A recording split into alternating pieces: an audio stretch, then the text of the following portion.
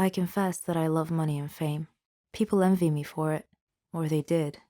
I've been a prima donna since the day I was born. All girls dreamt of being me. My father helped my brother and I achieve all our dreams. But there was one fly in the ointment, and this is my story.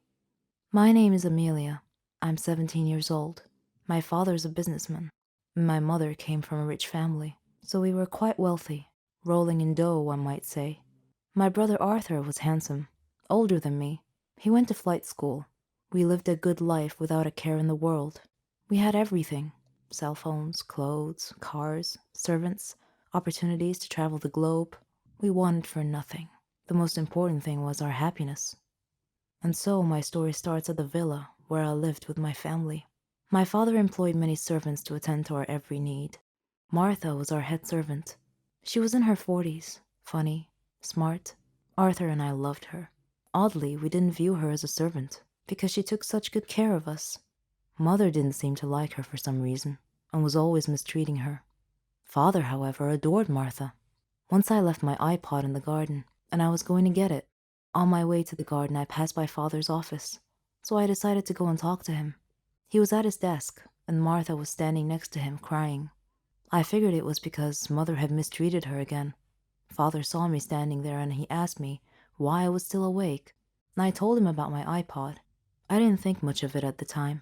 As time passed, Mother and Martha's disputes became more frequent every day. Father wasn't home a lot, but whenever he came home, he would always ask about Martha first. One time, when this happened, I noticed that Mother glared at Father. I couldn't understand why. Father was often away traveling for long periods of time. One of those times, I noticed that Martha was always tired because Mother was making her work very hard. Mother never let her relax. One day, after midnight, I went to Martha's room to check on her, and I was shocked to see that she looked different than I remembered. I asked if she was pregnant, and she said that she was, but that I shouldn't tell anyone, otherwise she'd get fired.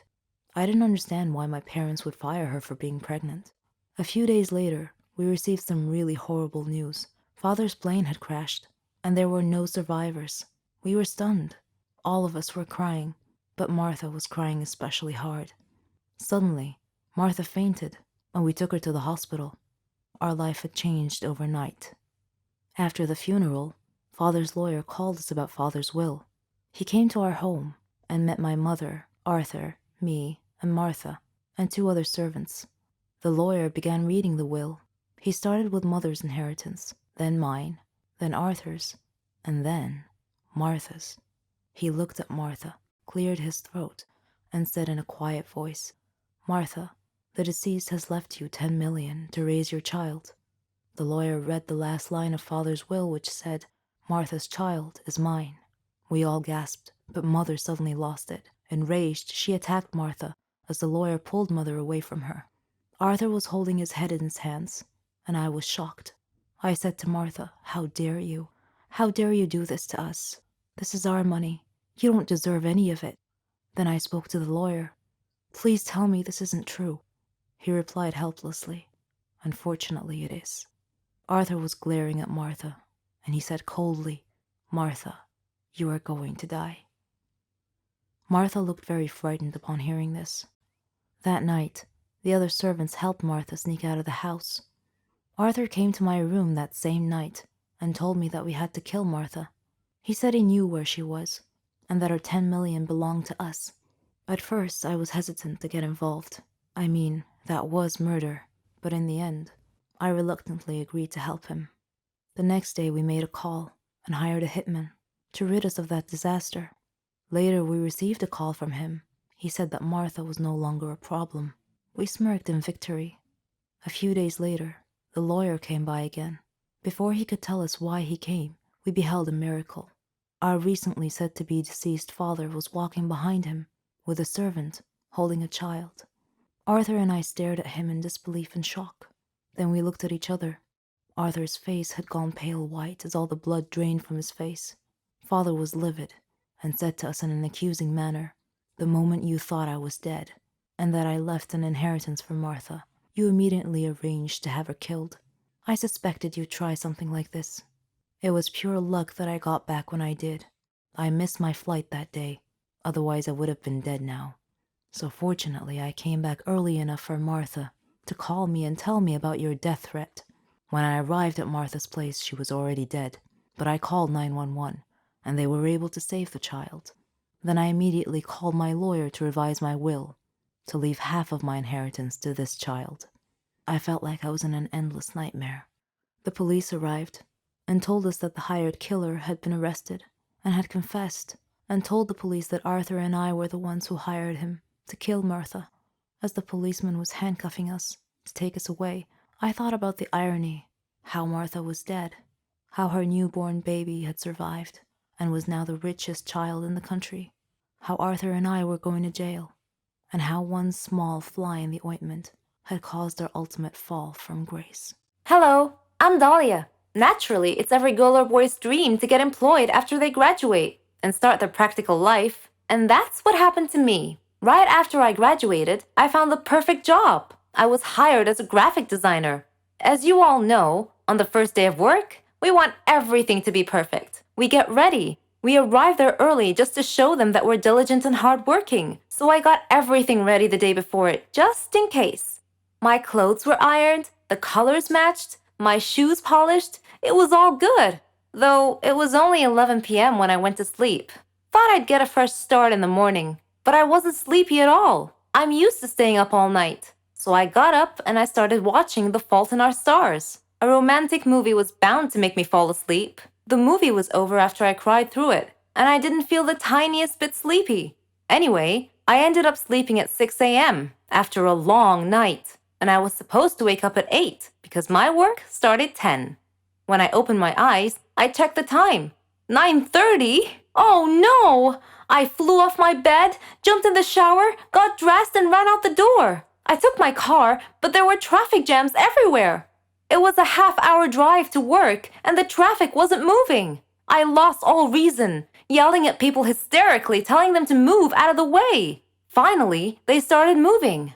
Oh, it's not over yet. What better to make things worse than a flat tire on the highway? And not a single person stopping to help. So, for the first time in my life, I'm changing my car's tire. Needless to say that the clothes I prepared for hours were all black and so messed up. But I hurried off to work anyway. I got there at noon. I wasn't really sure if I should go up. I'm 2 hours late on my first day. I stood there fretting. Is my first day going to be my last? I'm so late and I look like heck. I checked my bag and I found my makeup kit. It was worth a try. I took my bag and I ran to the door, asking where the bathroom was. I tried my best to make it work. I took off my jacket. Well, it was better than before. All I wanted was to go to work looking like a human. I went to the secretary and I told her I was supposed to start today. She went in to tell the manager I had arrived, and that was it. I heard screaming and shouting. Where does she think she is? How dare she show up 2 hours late on her first day of work? She's fired! Where is she? The door opened and he stormed out. So handsome, so elegant. His tie went perfectly with his suit, and he just stood there staring at me. Then quietly he said, "Please, come in." His secretary looked confused. We sat in the office for about 2 hours. Or was it 3? I lost track of time. I started work that day. Turns out he was my neighbor. So we started going to work together, meaning of course I wouldn't have to change the tires again. But my life started changing too, a little at a time, and my work was going great. Ian was a great boss, and I felt like it was the perfect place for me. 4 months later, Ian proposed. I can't tell you how happy I was. We got married and now we have 2 kids, a girl and a boy. We still work together, helping the company grow. My first day at work wasn't the perfect beginning, but it certainly led to the perfect ending. If there's anything I've learned, it's to do your best, even if it seems impossible. I don't believe in ghosts, evil spirits, haunted houses, metaphysics, etc. I only believe in science and facts. But sometimes things happen that shred all your beliefs. I want to introduce myself. I'm Lisa. I'm 14 years old. I live with my mom, dad, and grandmother. And they're all very proud of me. I'm the leader of the science club at school, and I've been the perfect student for the past 2 years. My hobbies are reading, watching educational videos, and learning. I like to discuss matters with rational people, not those who believe in myths, aliens, ghosts, and other such nonsense. I personally think these people have mental issues. One morning, my grandmother passed away. I was sad for a long time because I missed her so much. On the day of her funeral, the whole city must have come to say goodbye. While the priests were praying, I noticed something peculiar about one of the graves in the graveyard. After the prayer ended, I approached the grave in question to investigate. There was some weird writing on it. Then, a wispy, transparent, smoky figure appeared out of nowhere. It said to me, "Do not get closer to Donna Median's grave. Beware." I shivered slightly and asked the apparition who Donna was. And it replied, "Who was she?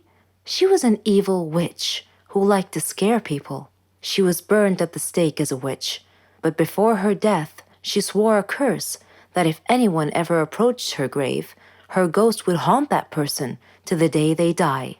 I did not laugh at the apparition's warning. Instead, I turned and returned home, thinking about what had happened. On a sudden defiant impulse, I decided to visit that grave that night to see for myself if the curse was real. I took my dad's flashlight and wore a raincoat. It was pitch black outside. The place was horribly unsettling at night, but I wasn't worried at all. It's not like it was real, right?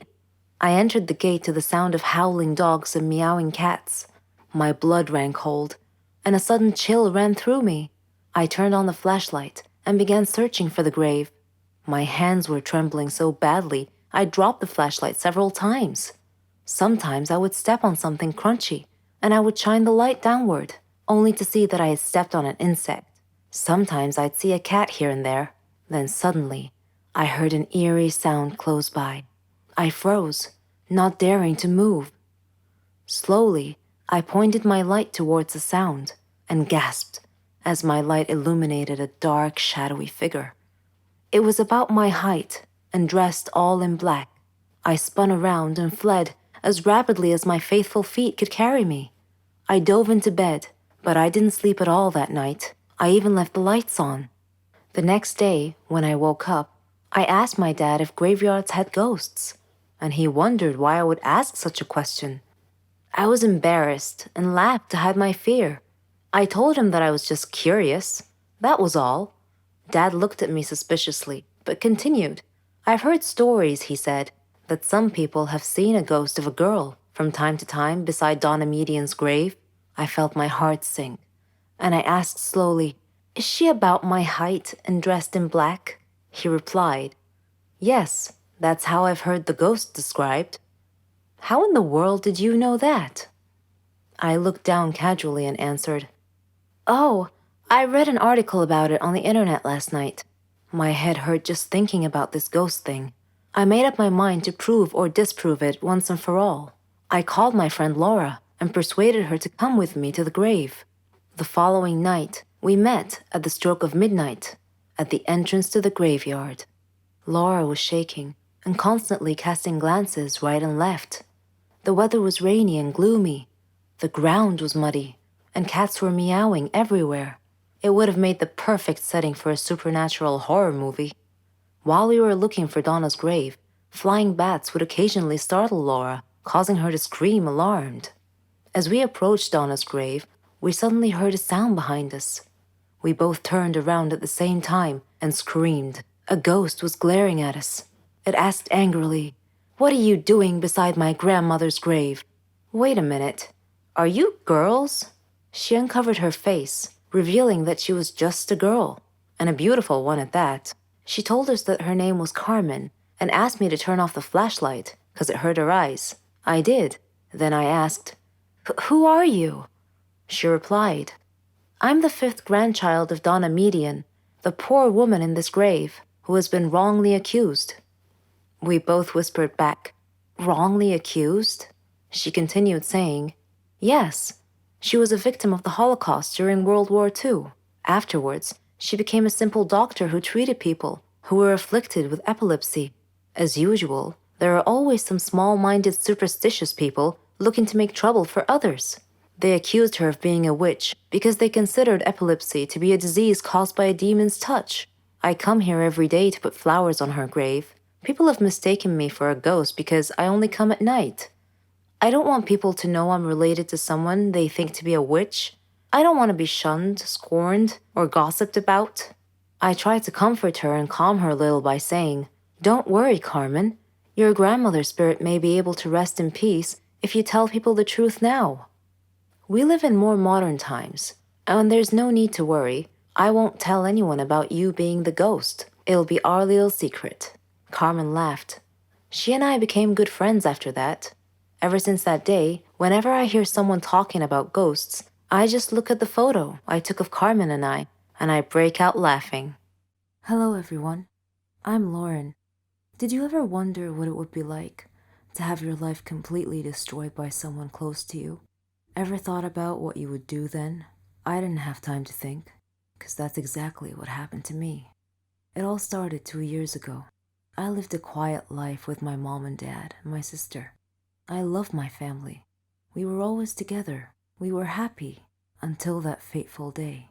My dad got fired from his work, a big company. He had worked there for 20 years. The only money we had then was what he had managed to save over the years. Finding a new job wasn't easy. It was a hard time for all of us, especially my dad. He was becoming desperate. At times, he just sat there, quietly, deep in thought, and I rarely saw him smile since. One late night, we were still up waiting for him when he walked through the door. But something was different. He wasn't walking straight. It was the first time in my life seeing him drunk. I decided to take matters in my own hand. I started job hunting. I was lucky enough to find something suitable at a startup company. The pay was good enough, and the more I worked, the more I earned. I was trying my best to get our life back. I was giving it all I've got. My dad started asking me for money. I was more than happy to give him what he needed. I didn't even ask what it was for. Then he started asking for more. He came late almost every night, and he was never awake in the morning. It seemed like we hadn't talked together for ages. Then, money started disappearing from my purse. I got home from work one night. It had been a long day, and I was really tired. I put my bag in my room, and I went to the kitchen to find something to eat. I made myself a sandwich, then took it back to my room. But when I got to the door, I saw a shadow moving inside. I thought everyone was asleep, so I opened the door slightly and looked inside. I couldn't believe what I saw. My dad was standing over my bag, and my wallet was in his hand. He found no money in it, so he threw it on the bed and started going through my purse. At that moment, my mom came down the stairs. She had my dad's shirt in her hands and a small pack of white powder. I looked at her face. Her eyes were filled with tears. I tried to speak, but found nothing to say. My dad came out of my room. He saw us standing there. Suddenly, everything changed. He tore the shirt and the pack from my mom's hands. He was hysterical. He started breaking things around him. My mom and I were too scared to move, but then my sister came running down the stairs. He pulled her towards him and held a knife to her throat. He threatened to kill her if we didn't give him money. Without a moment's thought, I did what he asked. Things only got worse. Nothing was ever enough. He asked for more and more money, and if I refused, he'd get violent, beating up anyone in his path. I couldn't stand by and watch, so I would just give him what he wanted, until I decided enough was enough. He barged down the stairs one evening and asked for all the money I've got. I told him we had expenses to pay, the rent, school fees, but none of it mattered to him. He asked me again for the money and threatened me if I didn't do what he asked. I refused. He hit me so hard that I crashed my head against the wall and fell to the floor, bleeding. Everything went dark. My mom took me to different hospitals, and I had to do a lot of checkups and tests, but all the doctors said the same thing, that this was it. I was sentenced to live my life in darkness, never to see the light again. Bumping my head against the wall was one of the reasons, but apparently, my psychological state played a huge role in my recovery. The doctors suggested that I be taken to a psychiatrist. My dad felt sorry for what he had done to me. He quit the drugs and alcohol, tried to be proper, but it was because of him that I was in this state. I didn't know if I could ever find it in myself to forgive him. I was torn inside. He was my dad, but I couldn't forget what had happened. I stopped talking shortly after, and he left, disappearing from our lives. No one knew where he was or what he was doing. A year had passed, and he came home. He sounded good, kind of like how he was before. He's trying to make up for what he had done. But to me, nothing he does makes a difference anymore. I'm still in the dark. That's something I'm gonna have to live with my whole life. I can't change that. What do you think I should do? One of the best feelings in the world for any woman is being a mother. To have someone love you for who you are, for just being you, and expect nothing in return. You're the heroine of their story. You become everything they ever dreamed, and you'd give anything to see a smile on their face. I'm proud to say that I'm a mother to 50 kids. I know that's a lot, but let me tell you the story. I'm Susan, 20 years old. I come from a very rich family. My dad's Stefan Heiss, a very famous businessman. Yes, the owner of Heiss Cars Industry. My mom's Elena. She comes from a very rich family in Sweden. She married my dad and they built their life from scratch. I loved kids, ever since I was a kid. Sometimes I feel like they're walking cotton candy. Their laughs, their mischief. All the kids in our family loved me, and I loved them. Even my aunts said that I'd make a great mother someday. So did Henry. Henry was my childhood friend. We grew up together. We had the same interests, same hobbies. We even thought alike. We got married and started our life together. We were young, but our dreams were big. I was thrilled when I found out that I was pregnant, and Henry was so happy he couldn't believe it. He did everything he could to help me relax. He couldn't wait to be a father. But destiny had something else in store for us. We had just arrived from Sweden. Henry had a problem at work. He was talking on the phone while driving at high speed on a dangerous road. I tried to tell him to watch the road, but it was too late. A truck came out of nowhere and pushed our car off the side. We fell into the lake, and we were unconscious. When I woke up, I found my mother and Henry's mother both looking at me, trying their best not to cry, and I soon found out why. In order to save my life, they put me through an operation. Not only have I lost my child, but I won't be able to have one ever again. Henry was also bruised, but my wounds ran way deeper. That was it, and I could never forgive him. If it weren't for him, none of this would have happened, I thought. None of it. I got a divorce later, after Henry tried over and over and over to fix the situation, to apologize, to ask for a second chance, but all I saw were empty words. There was no second chance. I tried to keep myself busy, find a way to invest my money and time, trying to get my mind off the accident. I decided to open up a toy store. I wanted to bring joy to all the children. One day, as I was standing in my store, I glimpsed a small boy standing out front, looking at a toy. The boy was alone, about 8 years old, but that wasn't all. His clothes were patched up and looked more like rags. His face and hands were dirty, and he just stood there, looking at the doll, daydreaming. I found myself walking out to him, but when he saw me coming, he ran away. A few days passed, and that boy's gaze was all I thought of. Then, one day, I found him outside the store again, looking at a different toy. I moved towards him slowly this time, till I was right beside him. Then I said, "Do you like it?" The boy freaked out and tried to run again, but I caught his arm this time and said, "Don't be afraid. I'm Susan." The boy looked at me, terrified, and I smiled. He started to relax. He told me his name was Billy, and that he was 7, and that he lives nearby. When I asked him about his parents, he said he never knew them, that he lived with Uncle Max. I asked him who Uncle Max was, but he cast his eyes down and was nervous all of a sudden. He looked a bit scared. I got curious, so I took him home with me, let him shower, and prepared a hot meal. I told him that I'd take him home after he'd eaten. I asked him about where he lived. He was quiet for a second. Then he said he had to go, that his brothers and sisters were waiting for him. I asked him how many he had. "Around 50, he said. I was shocked. He told me that they all lived in a big room with Uncle Max. "But how is this Uncle Max able to look after you all?" I asked curiously. But he got nervous again. and he insisted that he must leave, so I decided to take him there. Maybe it'll help clear some of the mystery, I thought. I drove, and Billy was guiding the way, until we got there. The place was a bit far from all the other houses. It looked more like a dump, with some sort of shack built on it. A man was standing in front of the door, holding a kid by the arm and beating him senseless. The boy was younger than Billy, and Billy was shaking next to me, mumbling to himself, "He's gonna hit me too. I'm so late." Then he turned to me and said, "Bye, Susan.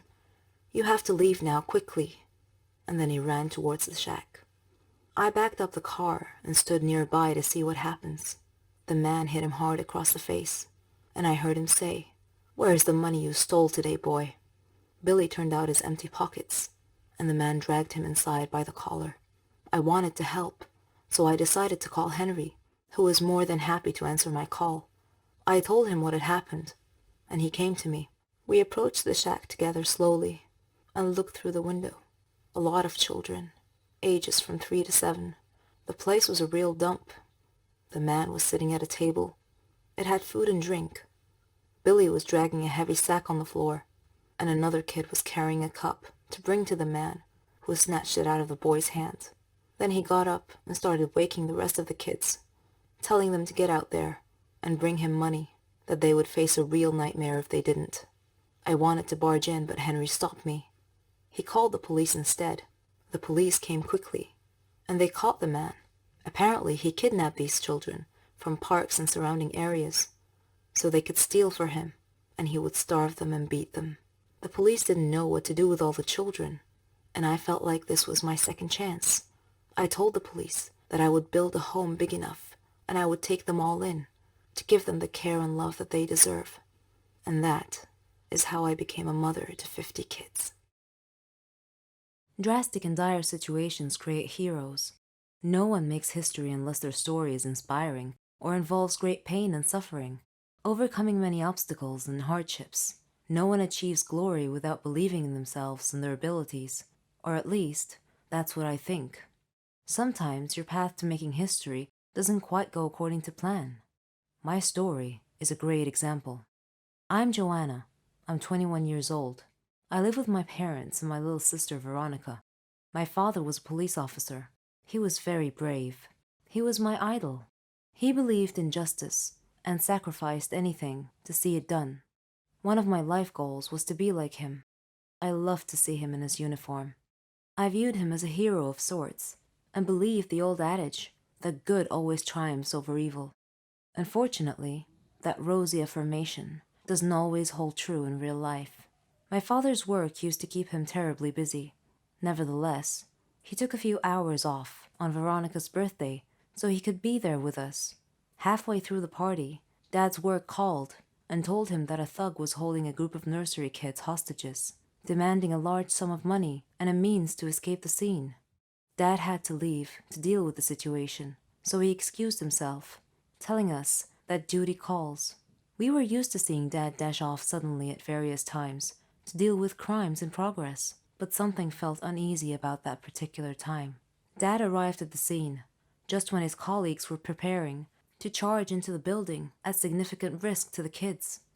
Dad volunteered to enter alone to take out the criminal before anyone got hurt. He sneaked into the building and engaged the hostage taker in a gunfight.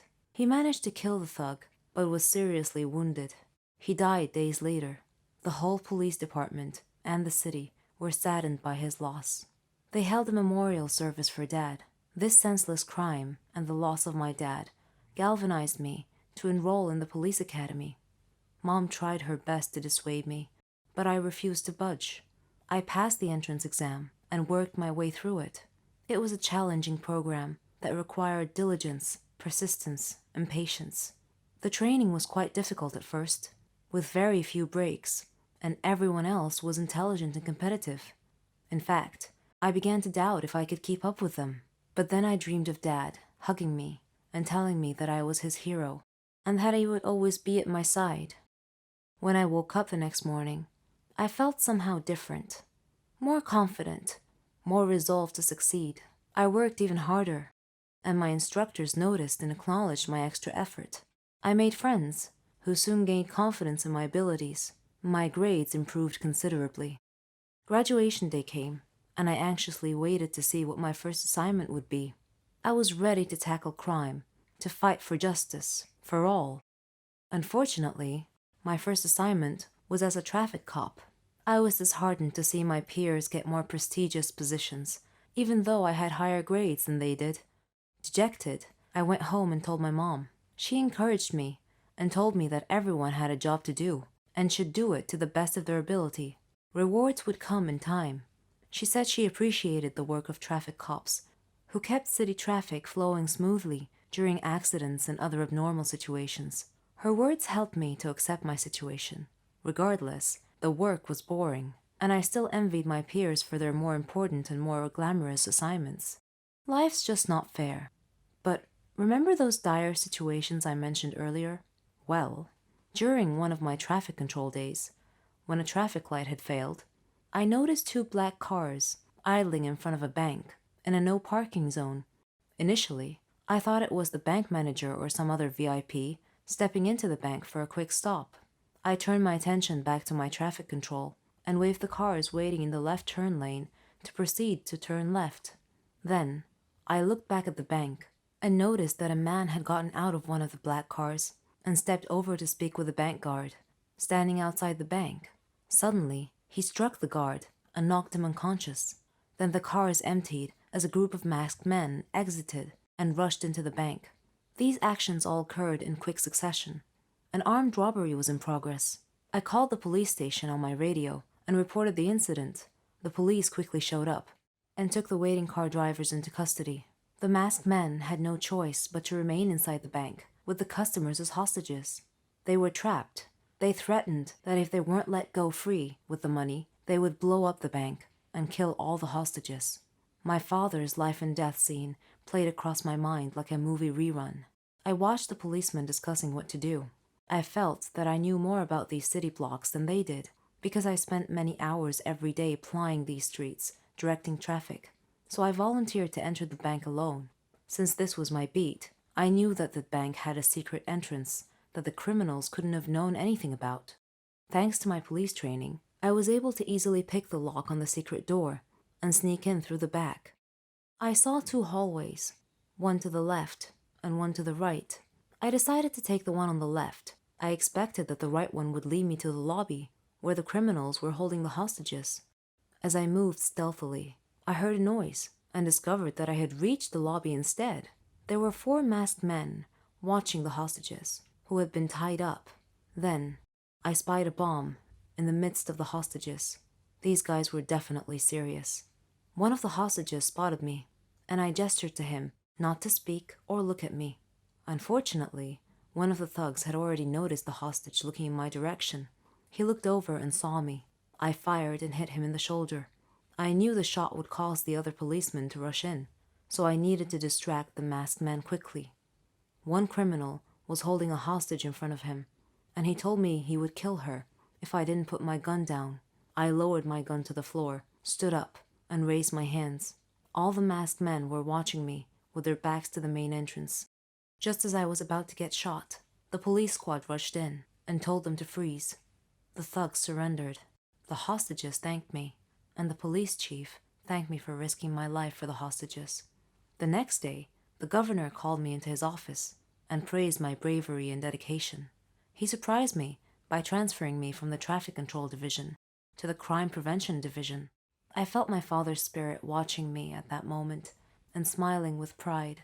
My friends began calling me the Girl of Steel, and I was perfectly okay with that. Beauty has myriad aspects. Some girls have a beautiful exterior, but with an ugly personality on the inside. Some are ugly on the outside, but have a beautiful personality.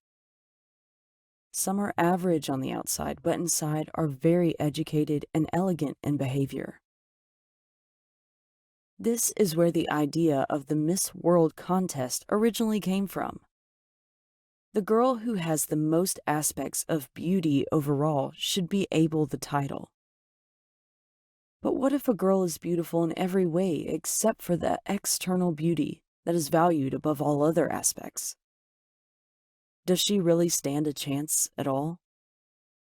My name is Naomi, and I am 16 years old. I live with my mom and 2 sisters.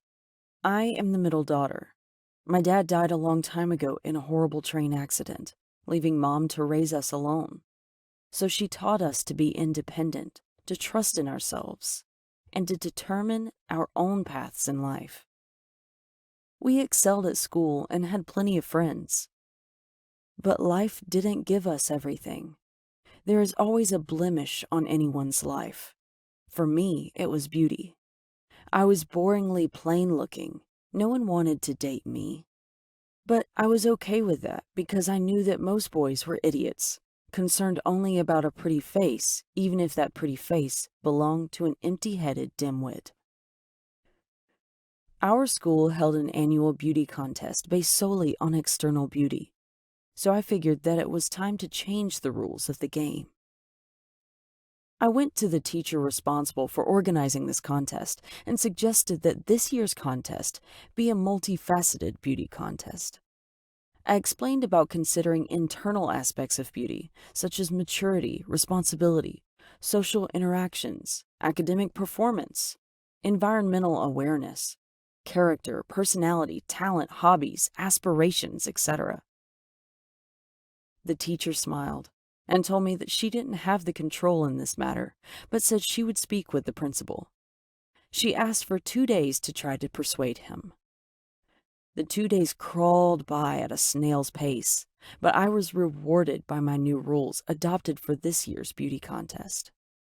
It would focus on both the inner and outer aspects of beauty. The student body was divided on the issue. My group cheered the new rules, but Emily's group hated it. Emily had won the school's beauty contest for the previous 2 years. She was as beautiful as a Walt Disney princess. Long blonde hair, lovely soothing voice, green eyes, elegant posture, but snobbish, vapid, shallow, narrow-minded. She testily asked the air, "Whose idea were these stupid new rules?" "Mine," I answered simply. She glared at me and told me that the old rules had been the standing rules for eons and couldn't be changed. But I corrected her by telling her that everything changes. She dismissed me with a wave of her hand by telling me that it didn't matter, that she was a shoo-in to win anyway, regardless of any stupid rule changes. I read the flyer about the contest and the new rules. One facet to be evaluated was how well a student contributed to the school's goals of fostering kindness and learning. Another facet was one's talent and hobbies like poetry, drawing, acting, or singing. Another was general knowledge of the world. And yet another was about etiquette, politeness, and manners. I put my plan into motion to win this contest from vain, brainless Emily. Still, she seemed so confident that I felt like I had no real chance of actually beating her. The contest, which would span several days, began. The first phase of the competition was on the social aspects of beauty. Emily chose to woo the students by distributing roses and chocolates to them. In addition, she flirted with the more popular boys to get them and their friends to like her. Other contestants distributed different things to students. I needed to do something distinctive and unexpected, something genuinely useful. So I summarized the semester's school subjects for the students so they could study more easily and efficiently for their final exams. I also asked Mom to prepare healthy lunches for them. My ideas were well received. The next phase was general knowledge. The judges paired everyone with a rival. The winners of those pairs would then be paired repeatedly until only one winner emerged by elimination. I was paired with Emily. Favoring her external beauty, the judges asked her easy questions. Me? I got the challenging questions. But despite this biased treatment, I answered all the questions correctly. The next part was about artistic talent. Emily was an excellent actress. Imagine that. She portrayed a stage scene and won well-deserved praise for her performance. My talent was drawing. I drew an intricate drawing and recited a poem. My heart was pounding during my poem recital, but I managed to receive vigorous applause. Emily was staring daggers at me. If looks could kill, my death would have eliminated me from the contest at that very moment. The next phase of the contest focused on costumes. I told Mom that I didn't see how I could possibly be Emily, but she continued to encourage me and believe in me. Her words inspired me. When I woke up that day, I was surprised by a new dress in my closet. It was so stylish and fit my form perfectly. It made me look like Cinderella. I wore it and went to the school. All the girls were beautifully dressed, as was I'm happy to say. I did well in this phase. The final phase would be judged on external beauty. The judging began, and all the contestants were so beautifully made up, with expensive hairdos and elegant sparkly dresses, that my spirit plummeted as my chances of winning seemed almost nil. Then suddenly, I had a crazy idea. I whispered in Mom's ear and went into the restroom. When they called my name, I walked up onto the stage in clean, neat, everyday school clothes, with no makeup and no fancy hairdo. Just plain old me. I asked the judges for permission to speak, and they allowed it. Directing my speech to the students present, I explained that my external appearance was not what true beauty was about. Yes, I could dress up and smile for one day to impress the judges, but what about the other days of the year? People's outward appearance should be respectful, decent, and proper all the time. When I finished my speech, it was met with enthusiastic applause, even by the judges. Now it was time to announce the overall winner of the contest. As is typical, they announced the third place winner, then the second place winner. I hadn't heard my name yet and was sure that Emily's name was about to be announced for first place. When I heard my name announced for first place, I screamed with joy. I couldn't believe it. Everyone was cheering for me, and Mom was looking so proud. After the contest was over, a shy but well-mannered and well-behaved boy came over and asked me for a date. I turned toward Emily and smiled sweetly. She didn't return my smile. Well, long story short, a plain Jane, me, won the overall contest and proved that even an ugly duckling can be loved for its inner beauty. Why am I covering my face, you ask? Why would I wear a hoodie and cover my face with a veil? Your brain is probably going to go for the obvious. Illness, health issue, ugliness, or maybe an old wrinkled face. But that's not exactly true. Let me take off my hoodie and remove my veil. There, see? I'm actually not that bad. Well, except for those large, smooth, white spots on my face. I have a skin condition called vitiligo. I'm Bella. My name is supposed to mean beautiful. I'm 17 years old, yet people view me as a monster because of my appearance. People shy away from me. They think they can catch whatever it is I have. They fear me, but they have no need to, really. Vitiligo is harmless, nothing more than a skin pigmentation defect. It is not contagious, and it won't rub off you. But society fears those who are different. No one wants to be near me. I have only one friend. Her name is Laura. Before I developed vitiligo, I had a great childhood. I used to laugh, play music and sing, and I had many friends. My parents and my friends enjoyed my singing and thought that I might become a famous singer one day. My hobbies included reading, watching movies, and playing sports. I excelled in gymnastics and even won a few awards. The days passed merrily. Then one day, I mysteriously got a headache and became fatigued, and I noticed a white spot on my body. I showed it to my parents, and they looked worried.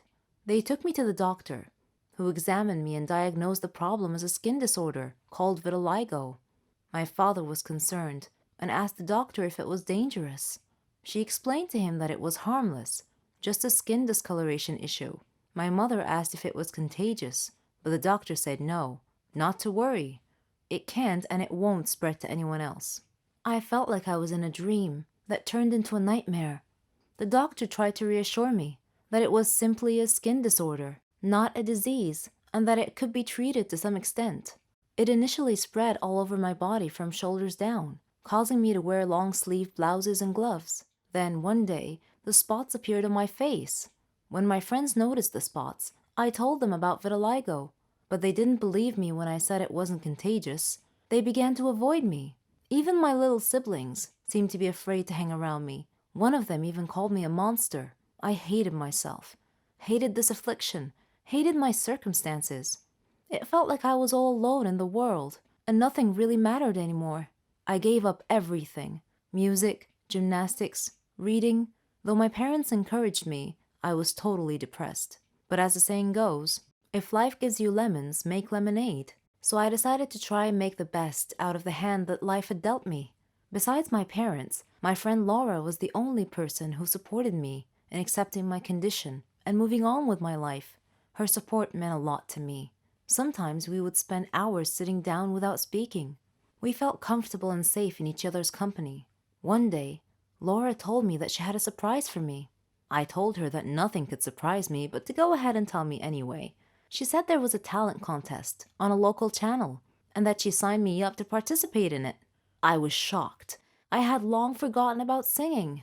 Laura enthusiastically told me that I had to get back into the habit of singing again, and that I needed to send them a recording of my singing. Initially, I resolutely refused, but in the end, she finally persuaded me to do it, so I submitted a recording of my singing. Laura was pleasantly surprised. She said my voice was beautiful.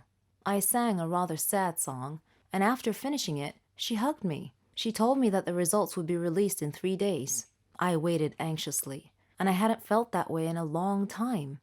3 days later, I received a call from Laura. Her voice seemed sad, and I immediately knew that I had been rejected from entering the contest. But then she let her true excitement show, and she shouted in the handset that I had been accepted to participate in the competition. I screamed with joy.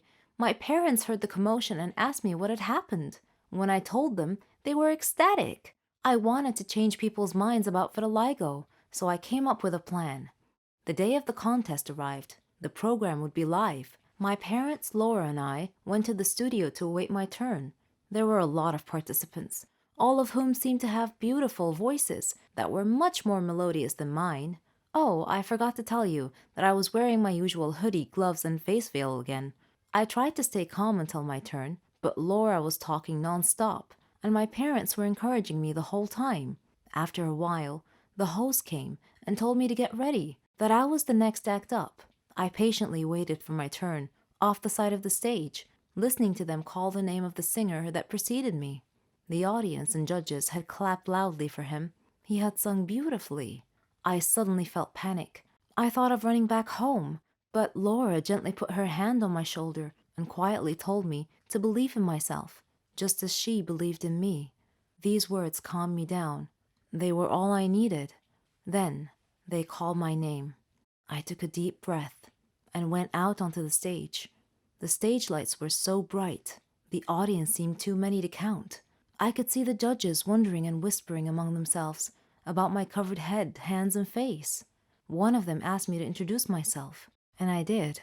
Another one was overcome by curiosity and asked me why my hands and face were covered, and I replied saying that I had a personal reason for doing so. Then they told me to begin. My heart was racing. It felt like it would burst out of my chest. I froze. I couldn't move my mouth. I looked at Laura and my parents. I heard a member of the audience snidely remarking that I was going to sing silently. Another one remarked somewhat loudly that he thought my voice was horrible and that I should get off stage. Several members of the audience began to laugh, but my resolution was firm. I had decided to give it my best shot. I closed my eyes and opened my mouth and began to sing. I sang with all my heart. As I was singing, I was thinking of my past suffering, of the friends who had abandoned me, of all the embarrassing moments. I began to cry. When I finished, I was snapped out of my mental reverie by the sound of loud clapping. I opened my eyes and I was awed to see the audience stand on their feet just to clap for me.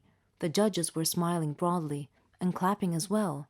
After a short time, one judge motioned the audience to quiet down. "Your voice touched our hearts," they said, "and we enjoyed every word you sang."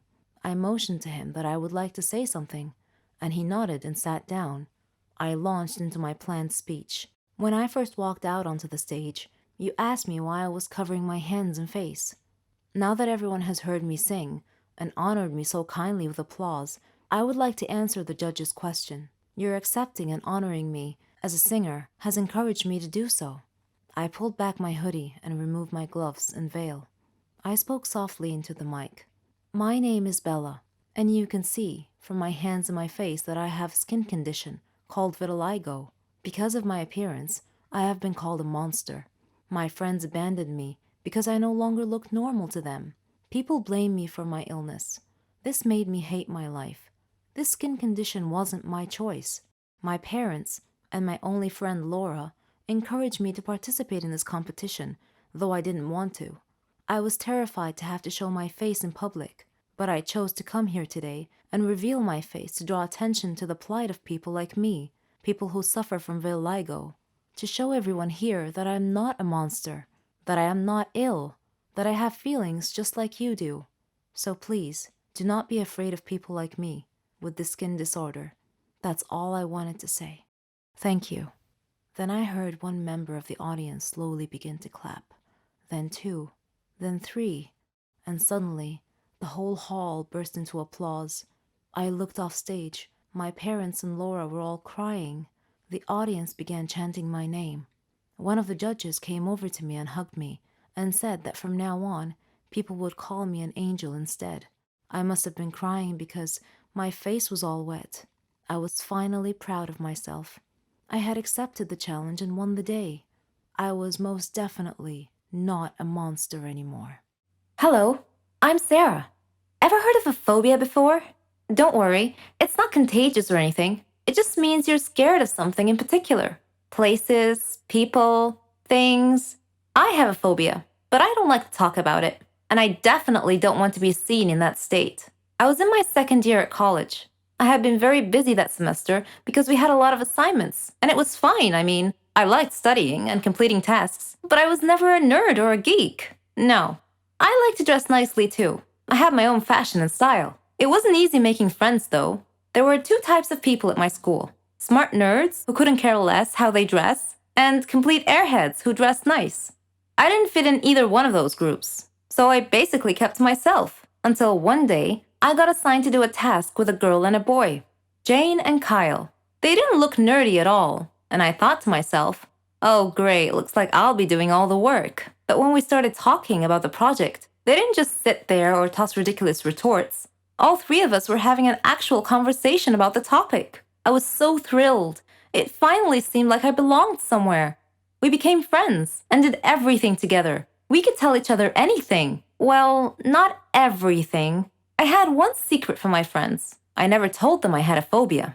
Anyway, a year later, Jane moved to Germany with her parents. She was going to finish college there.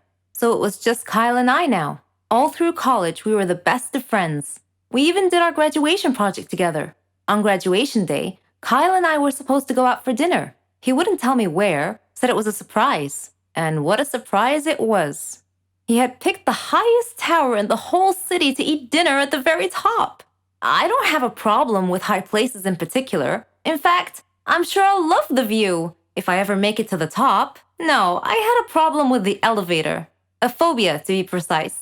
So we were standing at the base of the tower, and Kyle was happily listing all the great features and restaurants up there, but I didn't hear any of it. I was too busy fretting, frozen to the spot, desperately trying to find a way out of the situation. I couldn't say no to Kyle, who was all excited to go up the tower, so I clenched it in and tried my best to stay calm. We got in the elevator, and the doors shut. I couldn't control what came after that. I was terrified, screaming and shouting hysterically, banging on the walls, then falling to the ground. Of course, I don't actually remember any of it. Kyle told me later on. The last thing I remember was the elevator doors shutting close. When I came to, I was at the hospital. Kyle was sitting by my bed looking worried. When he saw that I woke up and that I was feeling fine, he started laughing at me, saying, "Why didn't you tell me you had a phobia?" I felt ridiculous and started laughing too. And then, out of nowhere, he proposed. It was his plan all along, although he pictured it at the top of the tower. All that happened 3 years ago. We're married now, and we have a baby girl. I'm being treated for my phobia.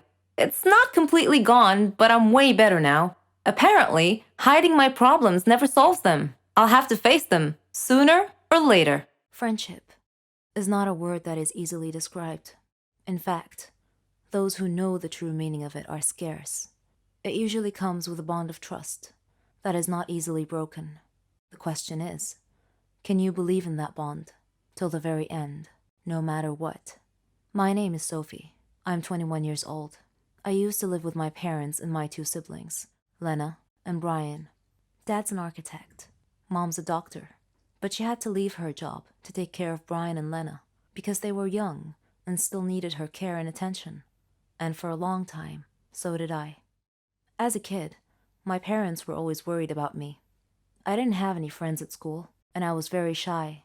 I would immediately cry when something happened, but all that changed when I met my guardian angel, Matilda. The way we met was somewhat bizarre. I did pretty well in my studies at school. I had hobbies like art and music. Unfortunately, there was this one group of girls who liked to bully people like me. One day, in science class, I was carrying a project I was working on when those girls stopped me and tried to take my project.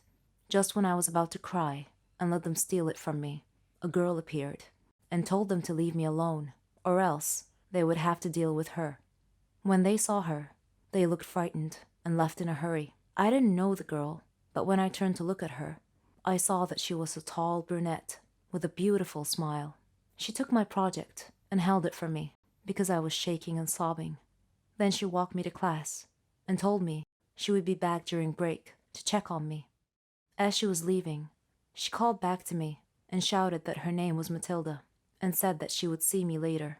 She did indeed come back during break. The clique of bully girls left me alone after that and kept their distance from Matilda as well. I asked Matilda why they were so afraid of her.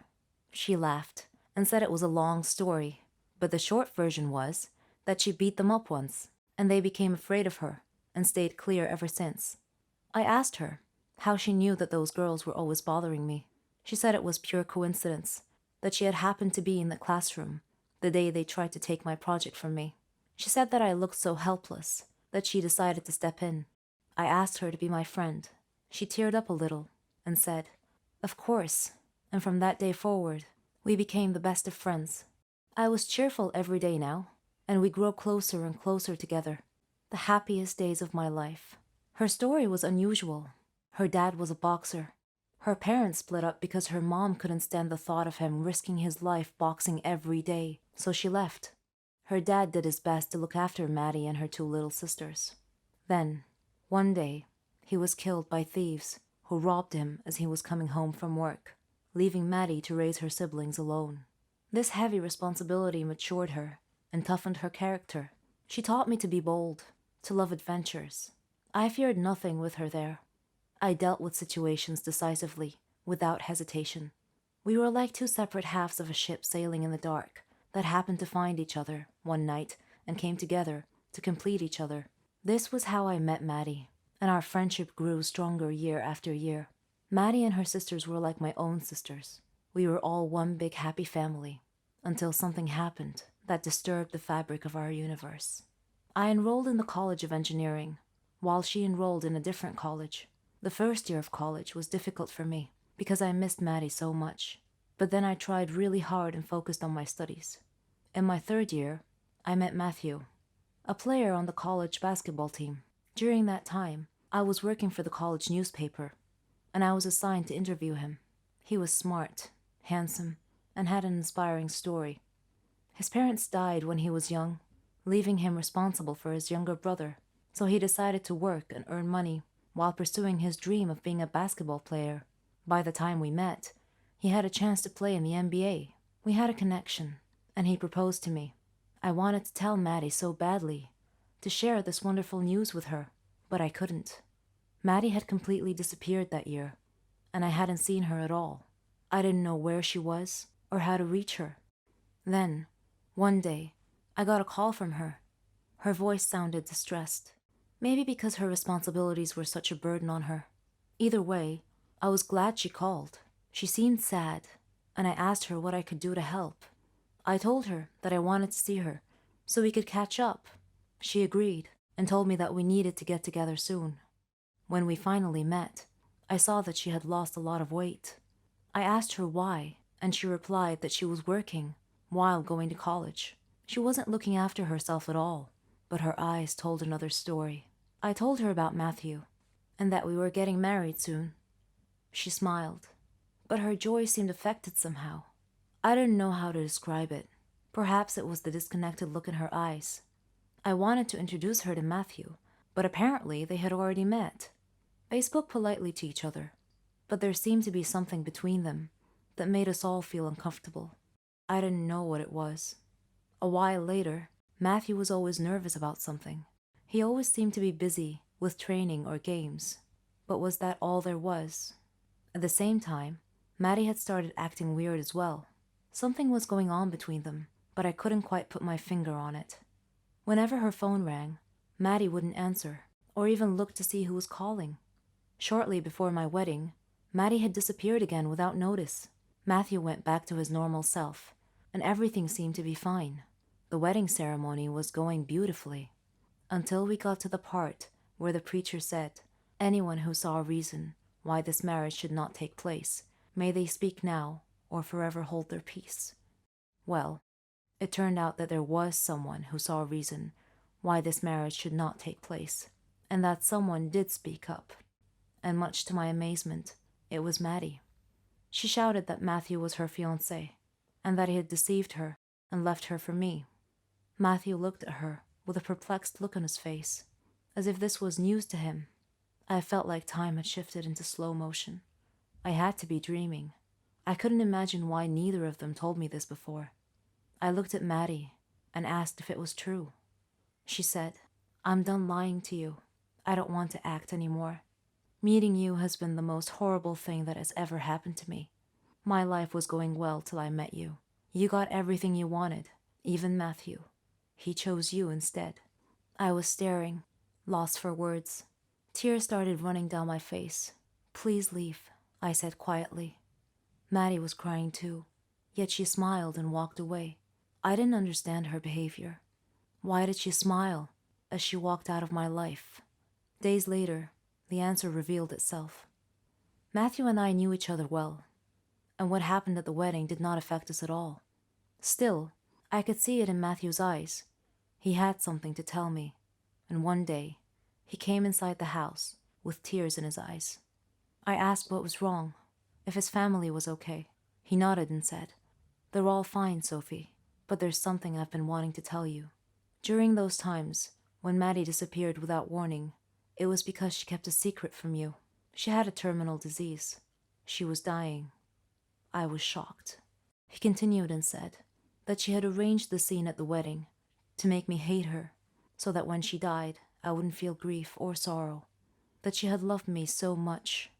Soon after our wedding day, her disease took a turn for the worst, and she died.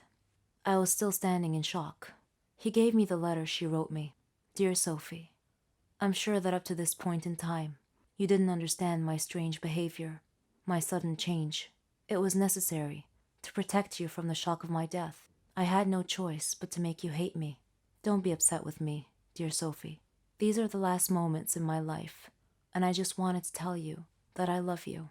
Forever friends, Matilda." I cried like I never did before. I had lost my best friend. Dear Maddie, now I know the reason for your tearful smile when you left the wedding that day. You are still my one true friend. Not a moment has passed without thinking of you. Forgive me for not being there when you needed me most. You will always be in my heart. I'm a 22-year-old college student and I live with my parents because I refuse to stay at a college dorm and waste my money on the rent, since my campus is in my city. With that being said, my parents have been together since 1985. For the 22 years that I've been living, I have never known my father to entertain other women while he's been married to my mom. He is the best father I could ever ask for. He spoils me and my siblings until this day. My older brother is 25 and my younger brother is 20. He has done and still does so much for my mom and her family. My mom has sickle cell, and my dad has always been a rock for her. He's naturally a giving person and loves helping people. As a father, he's been near perfect. I thought even as a husband he was, until a few days ago. After a hectic day at my niece's christening, my mom noticed that my dad's other phone kept on vibrating. It was on silent, and she asked me to take it off silent. My parents are both in their 50s, so they aren't tech savvy as us. Anyway, I did that, and she noticed a bunch of calls from this one person with the same number. That person called again, and my mom answered. It happened to be another woman on the line who said, "Hey," in a really friendly voice. Once she heard my mother answer, the girl hung up and wasn't returning any further calls. And that was the first red flag. So my mom goes downstairs to the kitchen and confronts my dad about it. And he's dumbfounded and tries to play stupid. And that was the second red flag. He stood there, just speechless. My mom asks who the woman was, and my dad just told her to give him the phone and said it's a former colleague from work. She then told my dad to call the number, and he refused. My mom questions why they're still in contact if it's a former colleague, and I don't remember what my dad said. However, I remember my dad deleting that lady's number off his phone and telling my mom that he did it because my mom kept trying to call the number.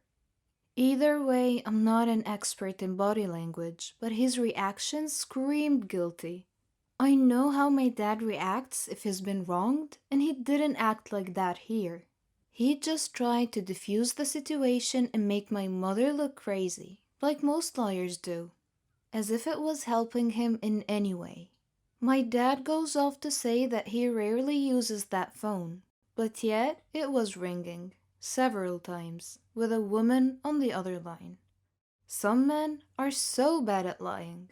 My mom even said that she's seen the same number calling my dad's other phone in the past, but my dad always dismissed it as a work colleague. Ever since then, he's been trying to butter me up and be super nice to me, as if I forgot what happened. I'm so disgusted and broken. Things like this strengthen my idea of never wanting to get married. I just don't believe that men in general are monogamous.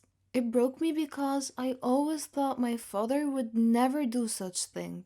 People know him as the nice, intelligent guy with the perfect family. He is supposed to drop me off at the airport next week, but I'm contemplating on taking the train there with my luggage instead. I don't think I will ever view him the same way.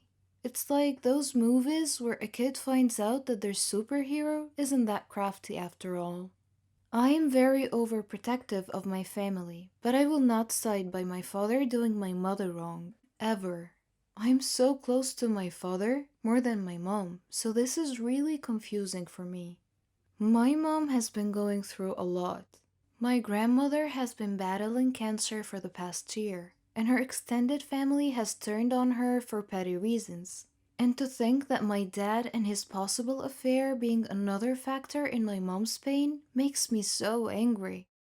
My dad knows what she's going through. Why are men like this? Don't get married if you don't see monogamy in the long run. It's that she told me that she can't sleep and wants to get to the bottom of this. She even said she will pull up at his workplace and ask the managers for the lady's address. That's how angry my mom was. I love my dad, but I don't think I will ever look at him the same again. Hi, I'm Samantha. What is the biggest shock you have ever experienced in your life? Have you ever shocked your family, parents, siblings? What if you were to discover that the people you live with aren't really your blood relatives? Please listen to my story and advise me. I am an only daughter to a lovely, kind, and generous family.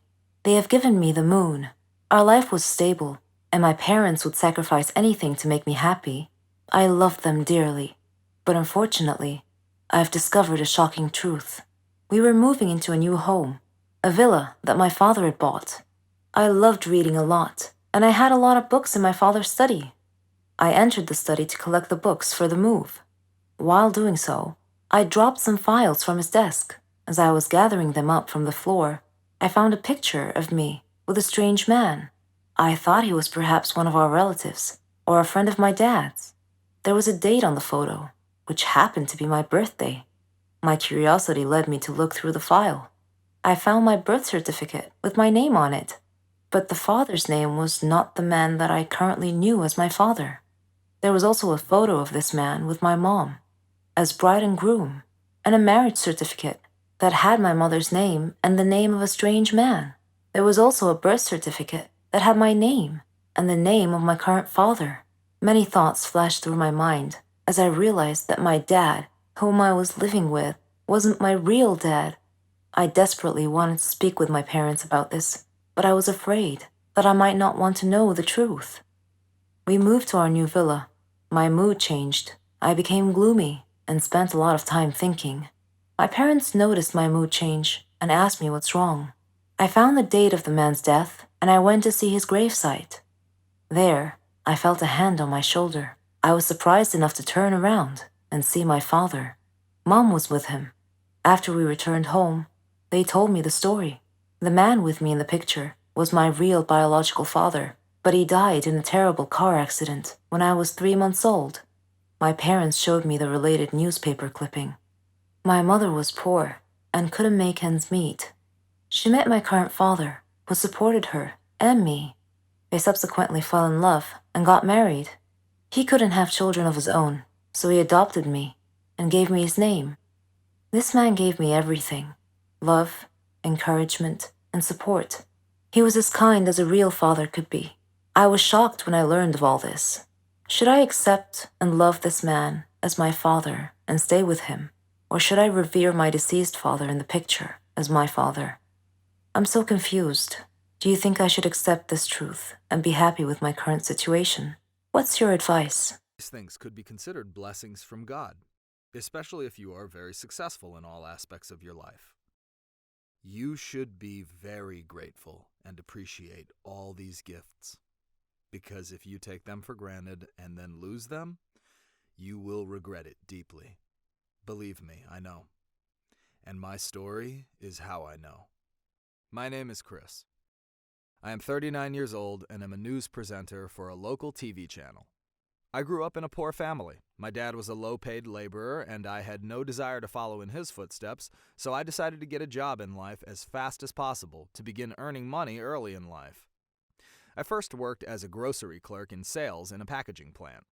After that, I worked at a lot of different jobs, earning money to support my family and my studies. I earned good grades at my university in the Faculty of Mass Communications, so I would have a chance at getting my dream job of being a news presenter. And I succeeded. In my first job as a news presenter for a local TV channel, it was my duty to prepare programs. Being a news presenter had always been a dream of mine.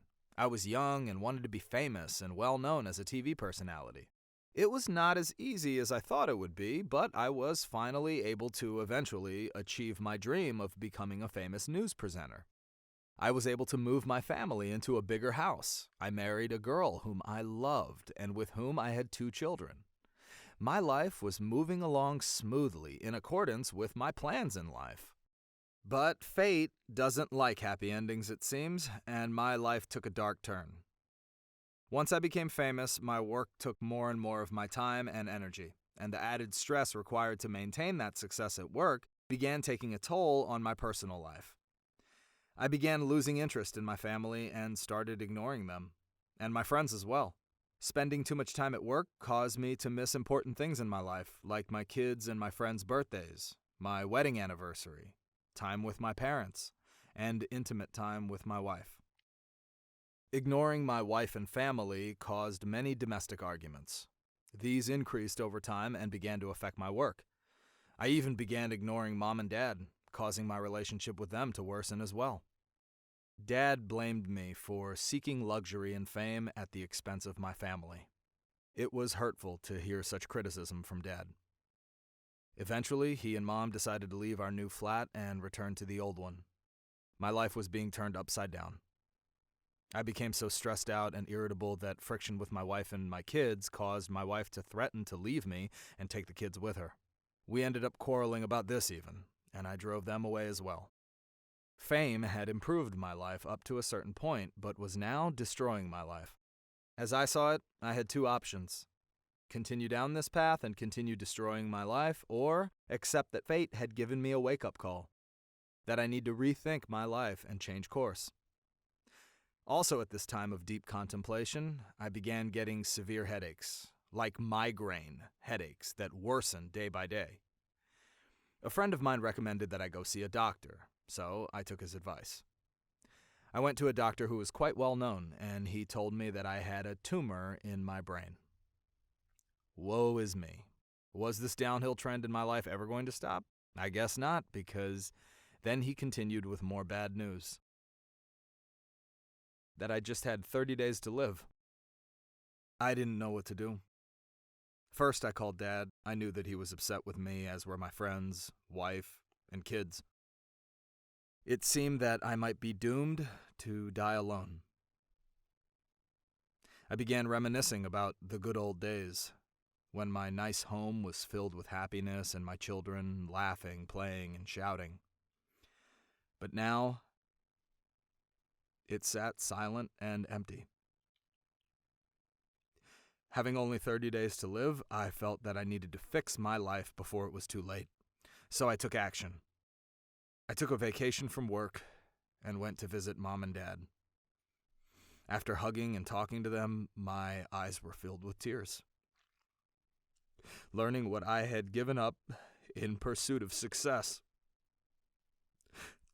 tore at my heartstrings. They asked about my health, and I concealed my condition and told them I was quite well.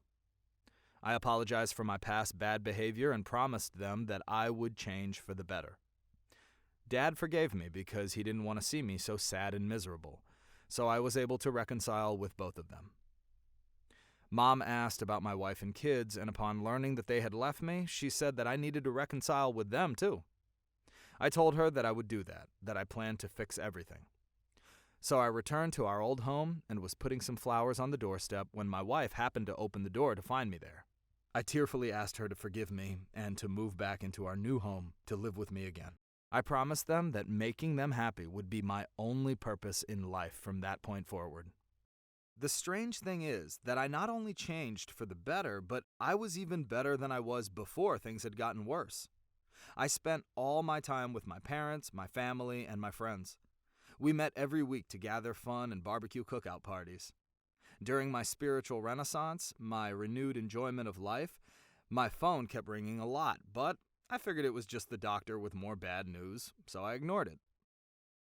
Then one day, I gathered all the family together and told them the truth. That I was going to die very soon. It was a major shock to everyone. My wife fainted, and my parents and kids were all crying.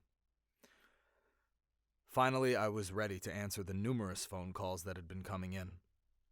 They were from the lab. The lab technician informed me that they had mixed up my medical records with someone else's, and that person had died within the predicted 30 days. However, I was off the hook. They apologized profusely for their mistake and hung up. I was so ecstatic. If there's really a cloud 9, then I was there. I walked outside and looked up at the clear blue sky with my eyes full of tears, basking in the warmth of the sun and savoring the cool breeze of life teasing at my hair and face. Fate had given me another chance, and I did not intend to waste it the second time around. I would live the rest of my life as if I only had 30 days to live. I am addicted to food. I suffer a lot. I need help. I've tried to give up, but I fail every time. Hamburgers. Who can give up eating hamburgers, especially with barbecue sauce? I didn't mind this kind of addiction, but I'm getting ahead of myself. Let me begin by introducing myself. I am Patricia, 15 years old, living with my parents and my brother. I lead a quiet life. No interests, no hobbies. Except for eating, that is. Food is my faithful friend. It never leaves me. It is my partner, my soulmate. But having food as your soulmate has insidious side effects. A dark side, if you will. It denies me a healthy life, robs me of the energy to play, and causes me to sleep excessively. I would much rather stay at home with a bag of potato chips than go out and exercise. My soulmate ultimately betrayed me, though, last Thanksgiving at my granny's home. She lives in a state nearby. Granny was a clever doctor, and an excellent cook at that. She could conjure up something really delicious. On that day, she had prepared barbecue turkey with nuts and other secret recipe ingredients. The taste was so great, as if it had descended from heaven itself. I felt like I was fighting a food war, and I had to win at all costs. I ate and ate and ate. I don't know why, but I just couldn't control myself. I attacked that turkey like it was the last on the planet. But every culinary war with a worthy adversary, such as the barbecued turkey, has its own unique type of casualties. Suddenly, I found myself unable to breathe. I fell to my knees and passed out. The turkey had won. I woke up later in the hospital, though, still clinging to an unfinished turkey leg. The doctor told me that I was gaining way too much weight. He said that I should be put on a diet. Diet? Man, how I hated that word. It hung over my head like the sword of Damocles. It meant depriving me of my passion, my reason for living. I considered eating vegetables in small amounts to be the worst form of cruel and unusual punishment, the worst form of torture imaginable. Imagine thinking of a wonderful, greasy, cheese-laden pizza with all the toppings, and then suddenly opening your eyes to find a healthy green salad bowl. But I had reached a turning point in life. One day, my brother was playing on the street, while I was sitting at home gazing longingly at a tempting piece of cheesecake, just sitting there, taunting, daring me to eat it. I struggled mightily to resist the urge, but in the end I succumbed and wolfed it down like a starving animal. Shortly afterwards, I began feeling dizzy, but I was unable to call for help this time, and then I passed out again. I was taken to the hospital. While lying in the hospital bed, half conscious, I overheard the doctor say to someone, "She needs to stop eating or it will be the death of her." I thought to myself, whoa, death? So I made up my mind right then, right there. I resolved to fight a new war, a war against my appetite. On our way back home, I told my father that I wanted to see a nutritionist. He was delighted to hear that. Later, at the clinic, the doctor welcomed us in. She told me how to overcome my eating fetish. She gave me a strict diet regimen with a schedule full of healthy meals. I kept telling myself that winning this war was possible. I simply had to be patient and persevere. I stuck to the strict diet and did some physical workouts. My parents supported me wholeheartedly. I was enthusiastic. I can totally do this. A week passed quickly, and I eagerly visited the doctor to receive some good news. When the doctor weighed me and told me that my weight hadn't changed at all, I was crestfallen. She looked at me and asked me, how was this possible? I told her I didn't know, because I was following her diet thoroughly, though it did require a tremendous effort on my part. Another week passed, and again I went to the doctor. The results were the same. She said to me, "Patricia, are you sure you're following the diet I prescribed for you?" I said yes. She sat there wondering.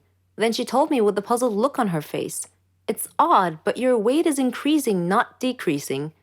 This unexpected piece of news mystified me. Another week passed. No change. The doctor was nonplussed. I returned home with a dejected look on my face. My father asked me what was wrong. When I told him, he laughed. Do you believe that? My father actually laughed at my predicament. I was furious. He gestured an apology with his hand and then told me that it was my own fault. I was puzzled. What are you talking about? He told me that I had been sleepwalking to the refrigerator every night and eating everything in sight. I was taken aback. I couldn't believe it. "Stop acting like you didn't know it," he said. "You must have been awake." I replied, "No, Father, I'm not acting. I was truly unaware that I've been sleepwalking and eating in my sleep." But now that we've finally solved the mystery of the increasing weight, we returned to the doctor with this new information and told her the situation. She laughed and told me that my discipline had denied my body the food it craved, but my brain had refused to cooperate and had overridden my will by urging me to eat in a subconscious state. She told me not to worry, though, that she could treat that. Armed with this knowledge and her support, and the support of my family, I felt that I could finally win this war. 7 years old can be a very critical age in a human's life. It's the year we graduate from first grade to second grade. It also may be the year when you first participate in a sport that will shape your future. But for me, it was the age when my parents decided they wanted to lead separate lives. I grew up like any average girl, attended a good preschool, participated in sports, and had good friends. My parents, as I recall, were always in a good mood with each other and shared the joy of raising their daughter together. I have few memories of the bad times my parents had argued. The worst memory I recall is lying in my bed one night when I was 7 years old and having my parents come into my room and my father saying, "Tanya, your mother and I are getting a divorce." My immediate reaction was a natural instinct for a young child, which was to blame myself. I often had more than one birthday party as a kid. This sounds cool, but it wasn't all it was cracked up to be. I'm a child of divorce. My childhood wasn't mine. It belonged to my parents. I lost myself in every effort to appease each side of my family. Shuffling alone between two separate lives meant that I was on the fringe of each family, never an insider. The people I loved most were never in the same room together, and many of them barely even knew each other existed. I missed out on events and celebrations because I would have to spend time with my other family.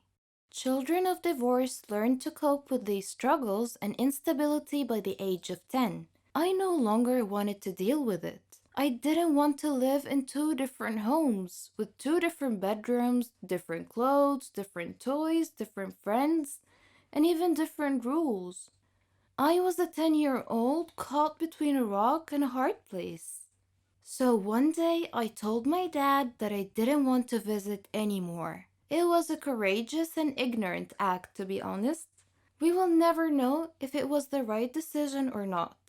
But at the time, neither one of my parents possessed the emotional stability it would have taken to unearth a more positive solution. And so that was the way things went. The power struggle that had lain dormant between my parents erupted again, and this time it was directed at me. This time I was responsible for the discord. In one house, I was blamed. In the other, I was a victim. There were no more multiple birthday parties. Instead, there was stability and consistency in one house, anger and avoidance in the other. Choice is met with consequences, and as time went on, I fell out of touch with my dad's family. It's hard to stay in touch with people connected to someone we have pushed away. Cousins I used to play with were erased from my life. We never visited again. Was that because it's best to keep served ties cut? Or was it my punishment for being a horrible child? All I knew was silence and loss. When I was in my early teens, my mom remarried and I met new cousins. I learned new Christmas traditions and sat with new kids at the dinner table. Instead of being ushered from one family to the other, life settled down. Even though I heard from my dad only once or twice a year, life was fairly stable. But that changed again when my mom and stepdad split up during my first year of university. I tried to keep in touch with my family members every time I went home for the holidays. Again, I tried to please everyone while anxiety flooded my thoughts. Whom should I spend Christmas Eve with? Should I visit with this family or that one? Will they be offended if I don't make time to see them? Will they be offended if I don't bring presents? I would have loved to have everyone drop by and visit me, but that would not have gone very well at my mom's house. Instead, I diligently visited everybody on my own, carrying thoughtful little presents I bought on my student budget. I would make small talk and feel like an outsider. I was always the awkward guest, never the welcoming host. For 10 years after I graduated from university, I lived away from home. Not a single family member from any one of my 4 families, save for my mom, came to visit, called, or even let me know when they flew through town. Yet, every time I went home for Christmas, I scheduled visits, bought presents, and made time to see as many people as I could. I did this to make them feel good, not me.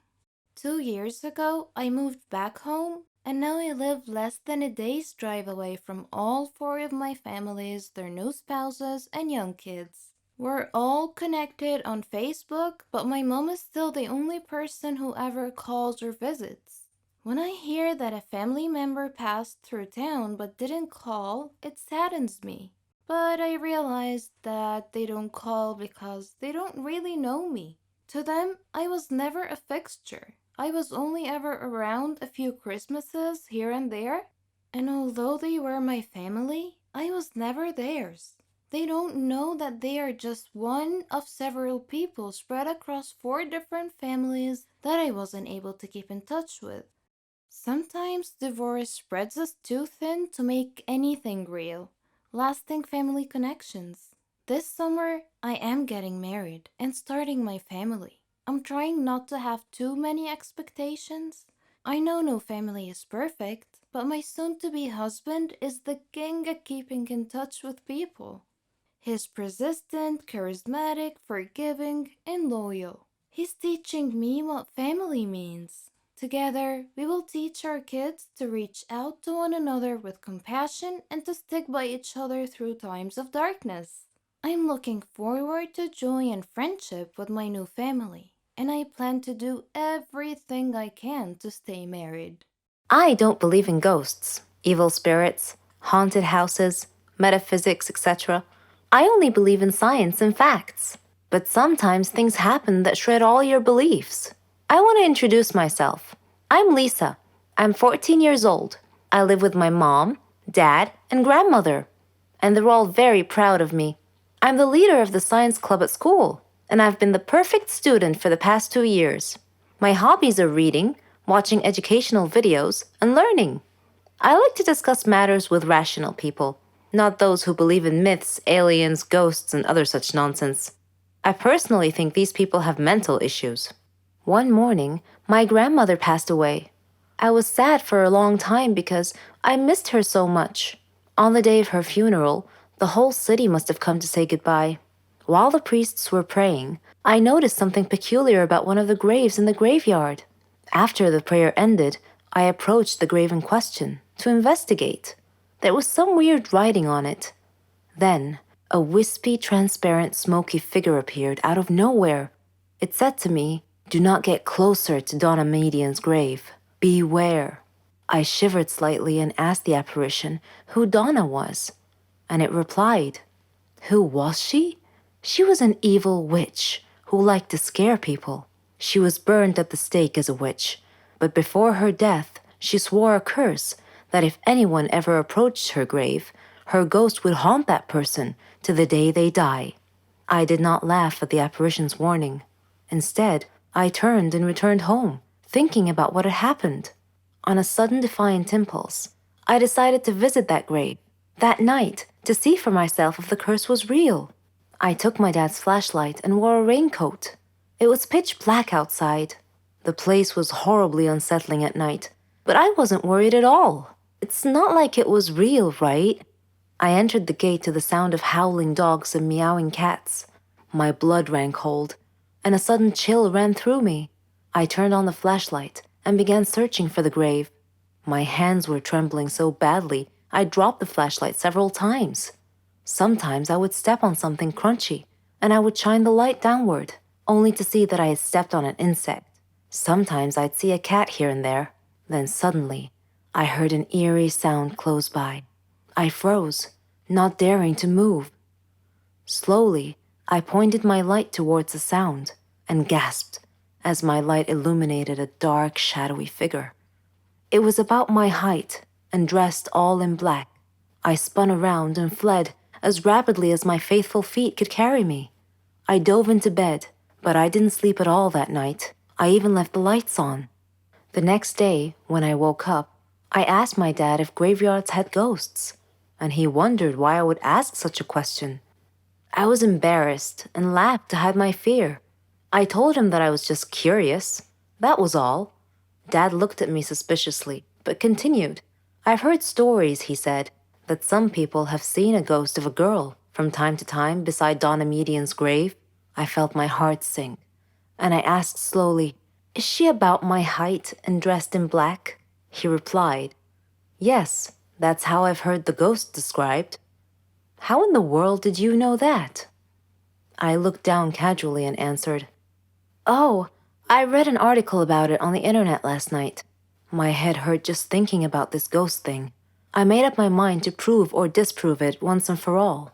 I called my friend Laura and persuaded her to come with me to the grave. The following night, we met at the stroke of midnight at the entrance to the graveyard. Laura was shaking and constantly casting glances right and left. The weather was rainy and gloomy. The ground was muddy, and cats were meowing everywhere. It would have made the perfect setting for a supernatural horror movie. While we were looking for Donna's grave, flying bats would occasionally startle Laura, causing her to scream alarmed. As we approached Donna's grave, we suddenly heard a sound behind us. We both turned around at the same time and screamed. A ghost was glaring at us. It asked angrily, "What are you doing beside my grandmother's grave?" "Wait a minute. Are you girls?" She uncovered her face, revealing that she was just a girl, and a beautiful one at that.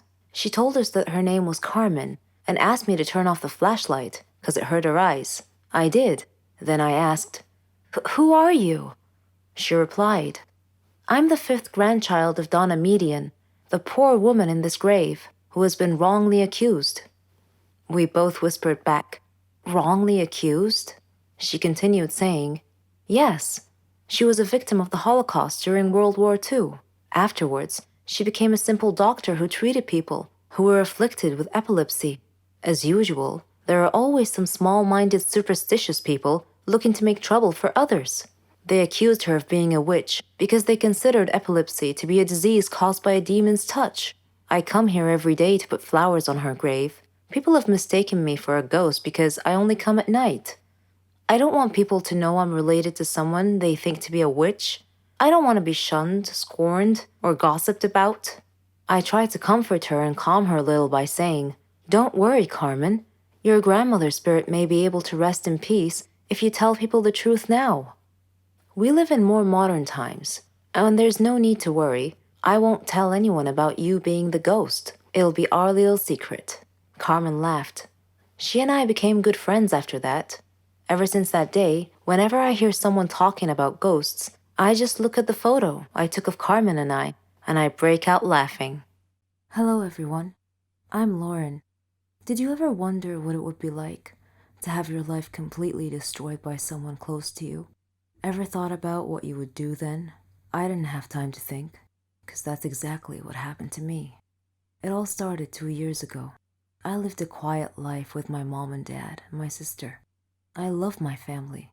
We were always together. We were happy until that fateful day. My dad got fired from his work, a big company. He had worked there for 20 years. The only money we had then was what he had managed to save over the years. Finding a new job wasn't easy. It was a hard time for all of us, especially my dad. He was becoming desperate. At times, he just sat there, quietly, deep in thought, and I rarely saw him smile since. One late night, we were still up waiting for him when he walked through the door. But something was different. He wasn't walking straight. It was the first time in my life seeing him drunk. I decided to take matters in my own hand. I started job hunting.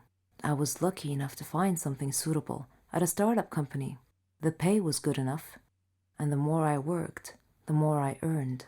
I was trying my best to get our life back. I was giving it all I've got. My dad started asking me for money.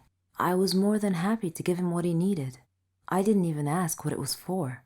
Then he started asking for more. He came late almost every night, and he was never awake in the morning. It seemed like we hadn't talked together for ages. Then, money started disappearing from my purse. I got home from work one night. It had been a long day, and I was really tired. I put my bag in my room, and I went to the kitchen to find something to eat. I made myself a sandwich, then took it back to my room. But when I got to the door, I saw a shadow moving inside. I thought everyone was asleep, so I opened the door slightly and looked inside. I couldn't believe what I saw. My dad was standing over my bag, and my wallet was in his hand. He found no money in it, so he threw it on the bed and started going through my purse. At that moment, my mom came down the stairs. She had my dad's shirt in her hands and a small pack of white powder. I looked at her face. Her eyes were filled with tears. I tried to speak, but found nothing to say. My dad came out of my room. He saw us standing there. Suddenly, everything changed. He tore the shirt and the pack from my mom's hands. He was hysterical. He started breaking things around him. My mom and I were too scared to move, but then my sister came running down the stairs. He pulled her towards him and held a knife to her throat. He threatened to kill her if we didn't give him money. Without a moment's thought, I did what he asked. Things only got worse. Nothing was ever enough. He asked for more and more money, and if I refused, he'd get violent, beating up anyone in his path. I couldn't stand by and watch, so I would just give him what he wanted, until I decided enough was enough. He barged down the stairs one evening and asked for all the money I've got. I told him we had expenses to pay, the rent, school fees, but none of it mattered to him. He asked me again for the money and threatened me if I didn't do what he asked. I refused. He hit me so hard that I crashed my head against the wall and fell to the floor, bleeding. Everything went dark. My mom took me to different hospitals, and I had to do a lot of checkups and tests, but all the doctors said the same thing, that this was it.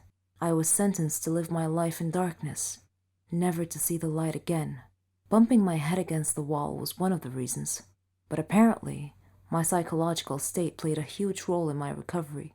The doctors suggested that I'd be taken to a psychiatrist. My dad felt sorry for what he had done to me. He quit the drugs and alcohol, tried to be proper, but it was because of him that I was in this state. I didn't know if I could ever find it in myself to forgive him. I was torn inside. He was my dad, but I couldn't forget what had happened. I stopped talking shortly after, and he left, disappearing from our lives. No one knew where he was or what he was doing. A year had passed, and he came home. He sounded good, kind of like how he was before. He's trying to make up for what he had done. But to me, nothing he does makes a difference anymore. I'm still in the dark. That's something I'm gonna have to live with my whole life. I can't change that. What do you think I should do? Hey, my name is Anne. It was the summer break before college, and as a graduation kind of celebration and before each and everyone went to a different college, my best friends and I decided to go on a fancy summer vacation to one of the most beautiful places on earth. At least that's what I think, to Hawaii.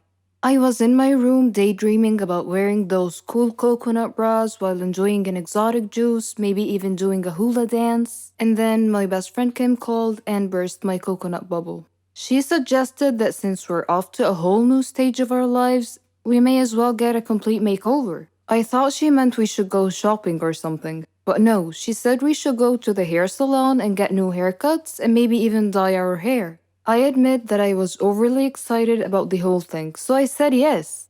My normal hairdresser was on annual leave. She has always cut my hair exactly how I describe it.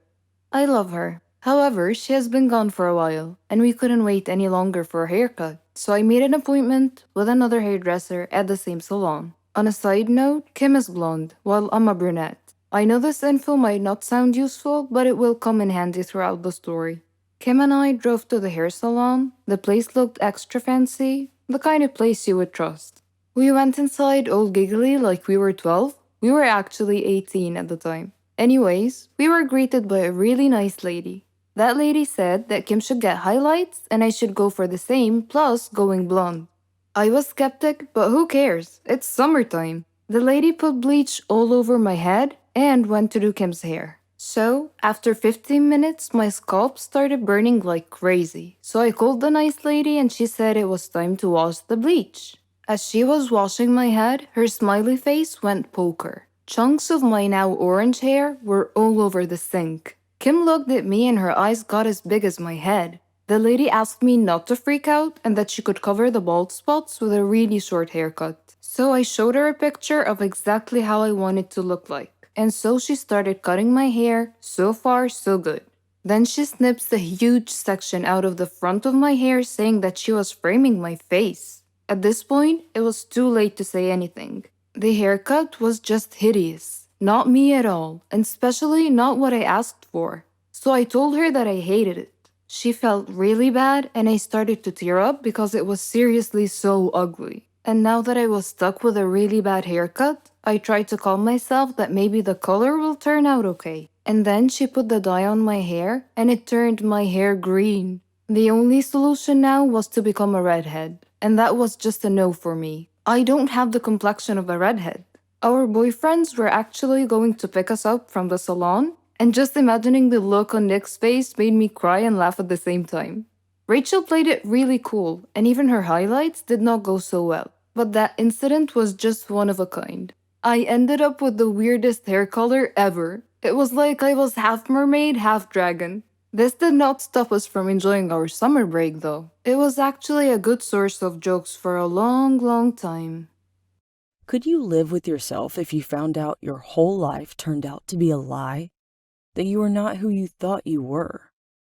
My story may strike you as a silly Hollywood drama, but every word of it is true, I swear. My name is Tasha, and I am 19 years old. I am in the 12th grade, and I live with my family in a posh mansion. I was an only child, so my parents spoiled me by giving me everything I could ask for. Love, protection, the finest education, material things. My father always worried for my safety. He was so protective that it annoyed me, though I loved him for it. I lived the life that every teenager could only dream about. I had a car, money, and the ability to travel the world if I so desired. The only strain on my existence, as it were, was when I discovered a secret about my life, which is what this story is about. It was the first day of a new school year. The school day was over, and I was walking home with my friends when I noticed a woman standing across the street. She was watching me closely, as if she knew me. Perhaps I resembled one of her friends or relatives. This situation repeated itself on many occasions. Her stalking of me made me feel uneasy, even though she didn't look threatening in the least. So one day, I decided to exit out of the back side of the school instead of the front side. Then I peeked around the corner of the school building to observe her. She was scanning the exiting students carefully, one by one. She looked annoyed that she couldn't find me. Then I sneaked around behind her and tapped her on the shoulder. When she turned around and saw me, her face lit up with joy. I told her that I had seen her watching me every day and asked her why she was doing so. It seemed that she wanted to burst into a lengthy conversation, but instead she stopped herself and calmly handed me a letter. Then she began crying and left me quickly. I resisted opening the letter until I got home, sat down, and got comfortable. Then I proceeded to open the letter. It contained a calendar date and a simple note. Research this date and you will know everything. I browsed the internet for events that happened on that date. There were many hits. One hit was a news article about a woman who had killed her husband. Her husband had been constantly abusing her and her baby girl, so the woman had sold her daughter to a rich man to protect her life. When her husband discovered what she had done, he began beating her severely, and in self-defense, she killed him. I was shocked to read that the rich man she had sold the baby to was none other than my dad. I felt like I was in an Asian Indian movie. I'm in a quandary as to what I should do. Do you have any suggestions? Any advice? Please. I am Matthew, 21 years old, and I must tell you something. I am a madman. I need treatment. But what kind of treatment is there for my kind of madness? You see before you a man with torn clothes who speaks to himself all the time. I used to be a doctor, but I left medicine to pursue aromatology. In case you were wondering, aromatology is the study of fragrances, such as scents of flowers and how they affect people. Let me tell you my story. My parents were very proud of me because I was intelligent, well-known, and well-respected at my university. I earned high marks in all my courses. Dad wanted me to join the College of Medicine because he had always dreamed of my becoming a doctor, and I felt that I couldn't deny him that. My parents did their best to make me happy and to help me achieve Dad's dream. But to be honest with you, medicine, engineering, the arts, none of these interested me at all. They weren't my dream. I loved flowers and their fragrances, like rose and honeysuckle. I would extract fragrances from them and give them as gifts to my friends and family. They all really enjoyed these aromatic gifts. My dilemma was that I had to find a way to tell Dad that I would rather study botany, plants, and aromatology, fragrances, over medicine any day. I knew he would think that I was crazy to give up the lofty study of medicine to work with flowers, but what can I say? I have loved flowers and fragrances ever since I was a youngster. I have always been fascinated by exotic flowers and scents. Learning how to make fragrances from flowers required me to meet with a lot of people who worked in this field.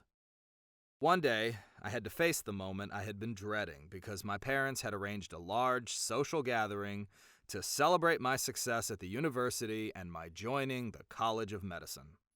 Dad asked me to tell everyone about my ambitions as a doctor. I suddenly knew that the moment had come when I needed to make my startling announcement to my parents. I told the audience I had decided that being a doctor was not for me and that I was going to change my field of study. Dad looked at me with an astonished look on his face, and then he began laughing. He thought I was joking. Then I turned to him and said, "Dad, I'm not joking. I'm serious. I want to study flowers and fragrances, similar to the types of gifts I've given you before." The audience suddenly got very quiet. They could sense that this was an epiphany for my parents. The embarrassment and shock in the air was palpable.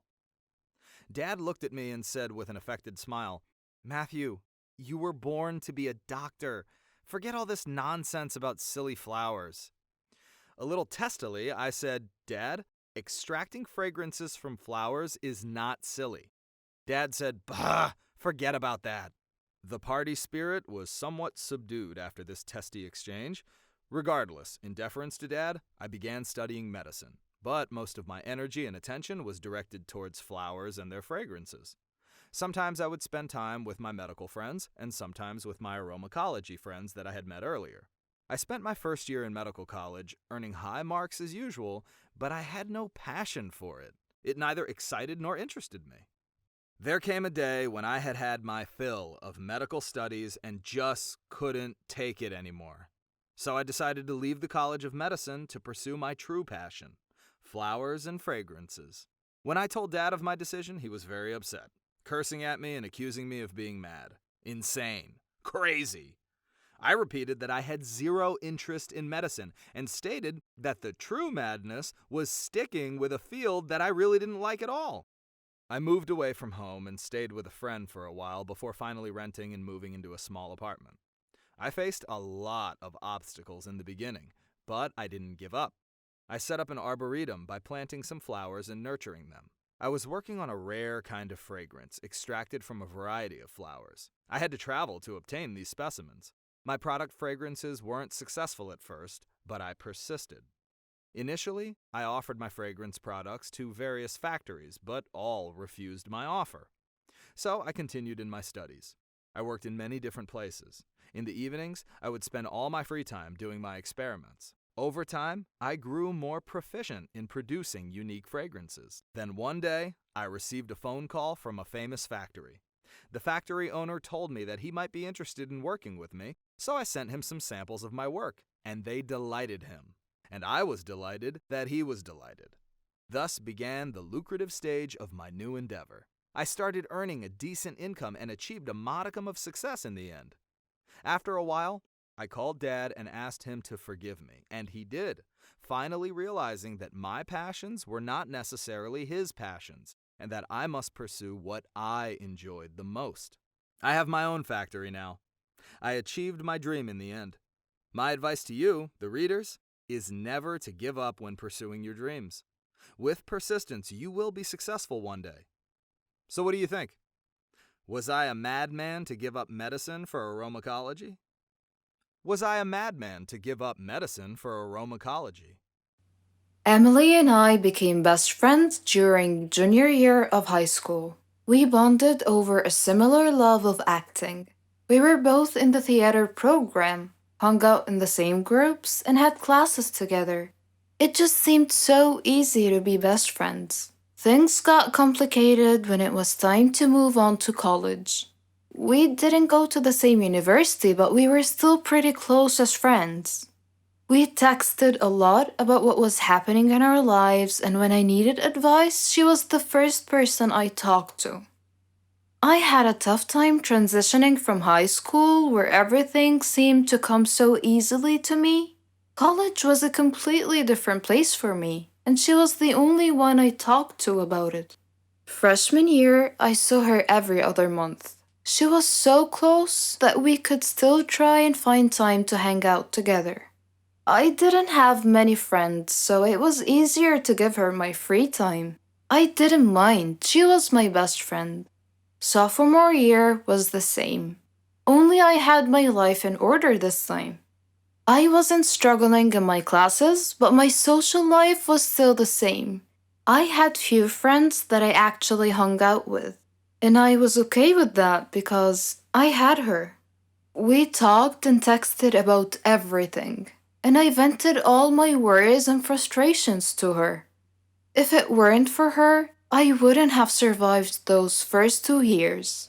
I don't really remember what happened last summer before junior year, but I guess that's when I decided I needed to come out of my shell and enjoy my college years.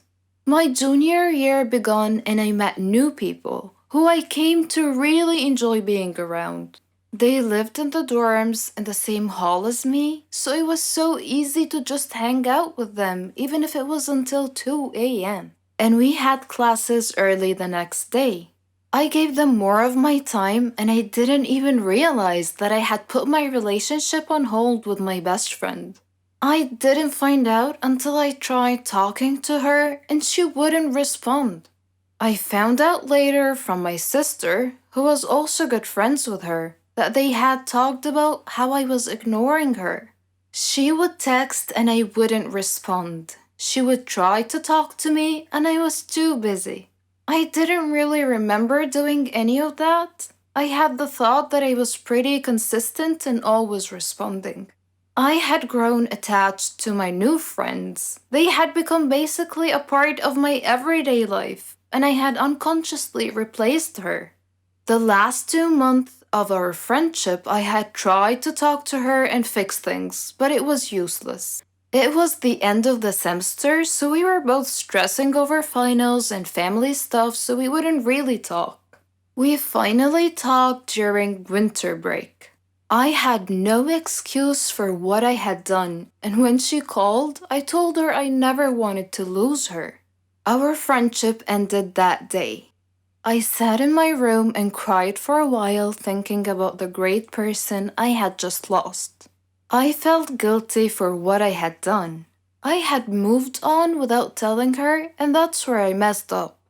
Later that night, I came to a decision that from now on, I wouldn't take friendships so lightly, even if they were long distance. She was a very important part of my life, and I regret letting her go. I hope one day I have the courage to let her know how important she was to me. She did so much for me, even if it was a simple text to see how I was. I still hold hope that one day we can be friends again. That's not the whole story, though. Emily lent her ears to a group of girls, and instead of trying to get me back to my senses, she let someone steal her from me. I was so ready to try to make things up until I heard her side of the story. I just want to give her a giant thank you. And yes, I was bitter. So very bitter when I found out the real reasons as to why my best friend wasn't talking to me as much. I was mad at her and I blamed her for everything. I blamed her for the lost times that I had with her. For the memories, I regretted everything, from the money to the borrowing of clothes to the simple things like helping around the house because it was all nothing but wasted time.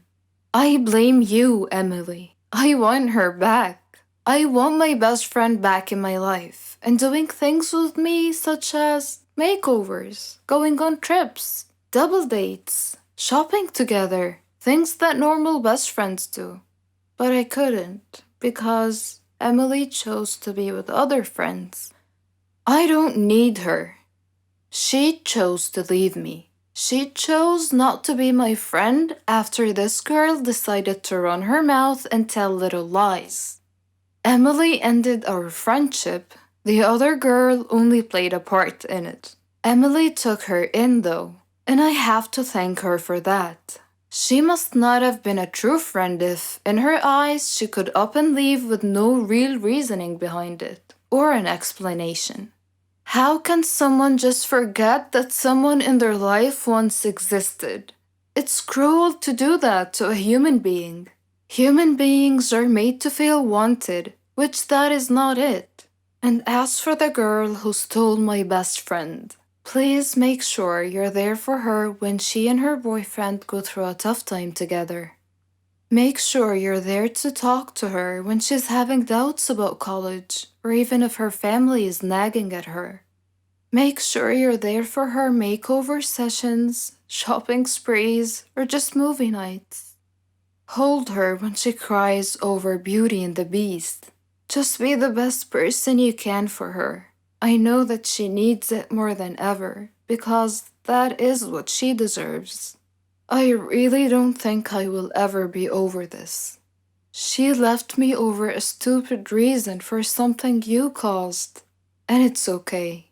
You live and learn. Someone once said, some people may leave, but it's not the end of your story. It's the end of their part in your story. I'm always going to treasure our friendship, even though things weren't just meant to be. Your best friend is your best friend for a reason, and it should not end in the way mine did. Remember all the moments that you had, because one day you may outgrow each other or move on to other things. Some people live their lives not fully appreciating what others do for them. They start taking things for granted, thinking that that's exactly how it's supposed to be. Parents sacrifice a lot for their children, and when the children appreciate and try their best in life, that would be worth more than any words can ever describe. My name is Megan, and I hope to inspire you with my story. I lived with my father and my sister Marlene after the death of my mother, who died from an illness. Though I was only 18 at the time, I became responsible for taking care of the whole family. I did everything for them: cooking, cleaning, washing. My father was a great man, and he did his best to make us happy. I supported both my sister and my father. We faced everything together. There was one more person in my life, my neighbor, Dave. We practically grew up together, and our dreams grew with us. He knew everything about our circumstances and supported me often. He proposed to me and we got engaged. Dave chose a flat near my family so we would be close to them. That was very thoughtful of him. We got married and started our lives. I was determined to finish college, and Dave helped me in every way that he could. He proved to me every day how responsible and considerate he was. One day, while cleaning the house, my heart started beating rapidly, and I couldn't breathe well. I was barely able to call out to Dave, who came immediately when he heard me cry for help. I had had this symptom before, when I was younger, but I never told my father, because I didn't want to worry him. Dave took me to the hospital, where a doctor said that I had a serious heart condition, and not just that, I was pregnant too. Pregnancy and a heart condition do not make a good combination, so we had to choose between the baby's life and mine.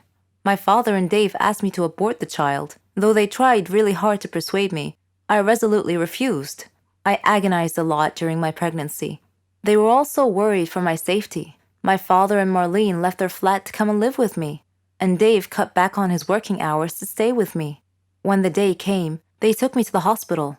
The doctor checked the condition and said that it was too serious, that I wouldn't be able to survive the childbirth. My family and I were shocked. I held Dave's hand and told him that I was strong enough to make it. Dave hugged me and cried. I was so afraid, but I did my best to hide it.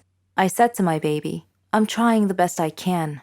I'm fighting so that both of us could have a life. Know that I love you, and I know that you'll grow up to be very successful, but you'll also be caring and kind."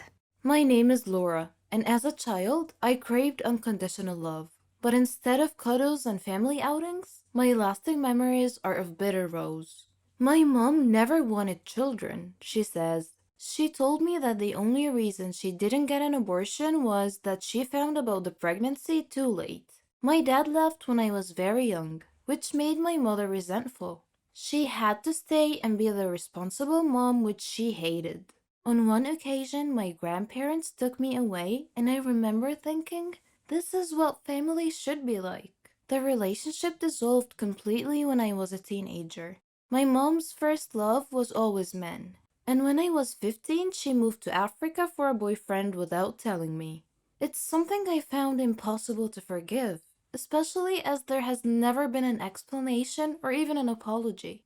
She has contacted me since, but always asking for money. That's why I made the decision to cut all ties with her.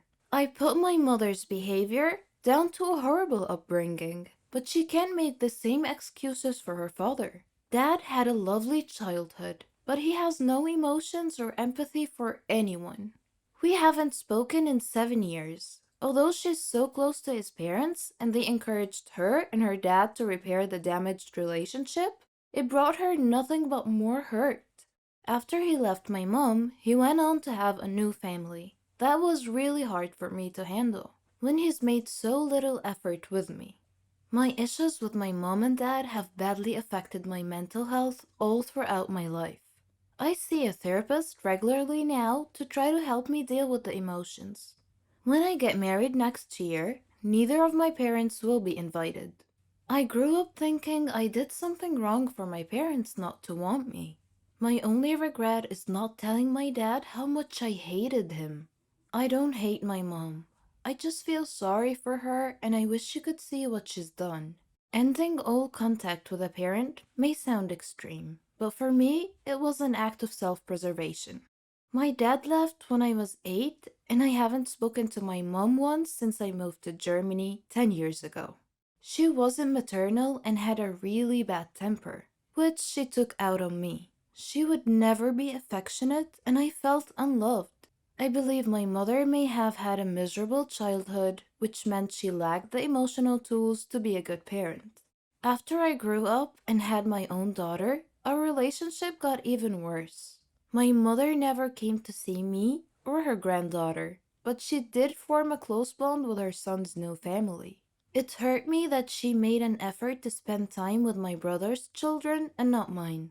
Over time, I have come to terms with the fact that she never loved me. I don't hate her or feel sorry for her. I just don't want her in my life anymore. Andy hasn't spoken to Mom for 25 years, after they stopped communicating in his early 20s. For him, the problem was a lack of respect and common values. I grew up in a children should be seen and not heard household, where my parents' opinion was the only right one. We would have dinner in silence, and my parents never encouraged me in my interests or activities. He says he was never praised for his achievements, only criticized for doing wrong things. Whatever I did, it was never good enough. If I did well at something, my dad would always have to prove he was better. The house rules were strict, and he was sent to bed by 10 p.m. every night, even at the age of 16. But instead of sleeping, Andy found himself listening to the radio to escape the boredom. He quickly became interested in current affairs and politics, which gave him a new insight into the world. It made me realize that my parents' views were snobby, sexist, and racist. I was never allowed to voice any opinion that contradicted their views, or I'd be sent to my room. It made me lose respect for them. Andy and I were living in the same house, but we hadn't had a conversation for over a year. I can't say I regretted not making up with him. He was miserable to be around. Several years later, Andy graduated from university and bought a house. I was so proud, but my mom told me it was horrible. She said it looked like a council house and asked why he wanted to live in a slum. As his career advanced, she became more critical and constantly compared him with his half-brother. I was 21 and felt successful, but she was ashamed of everything I did because it didn't fit her snobbish ideals. Eventually, he stopped contacting both my mother and his brother, and has never looked back. It wasn't really a difficult decision to make because we had nothing in common and they didn't accept me or my life choices. Andy understands why some people see this as a surprising decision, but has no interest in sustaining a relationship for the sake of it. I feel like seeing your parents out of duty is wrong. If you have made no effort to build a relationship with your children, I don't think you can expect them to be there.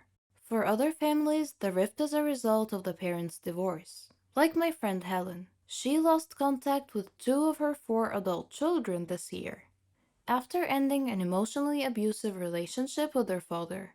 Since they separated in 2011, it's been a slow process of parental alienation. Her son hasn't spoken to her since last year, and her middle daughter is now ghosting her on every channel of communication.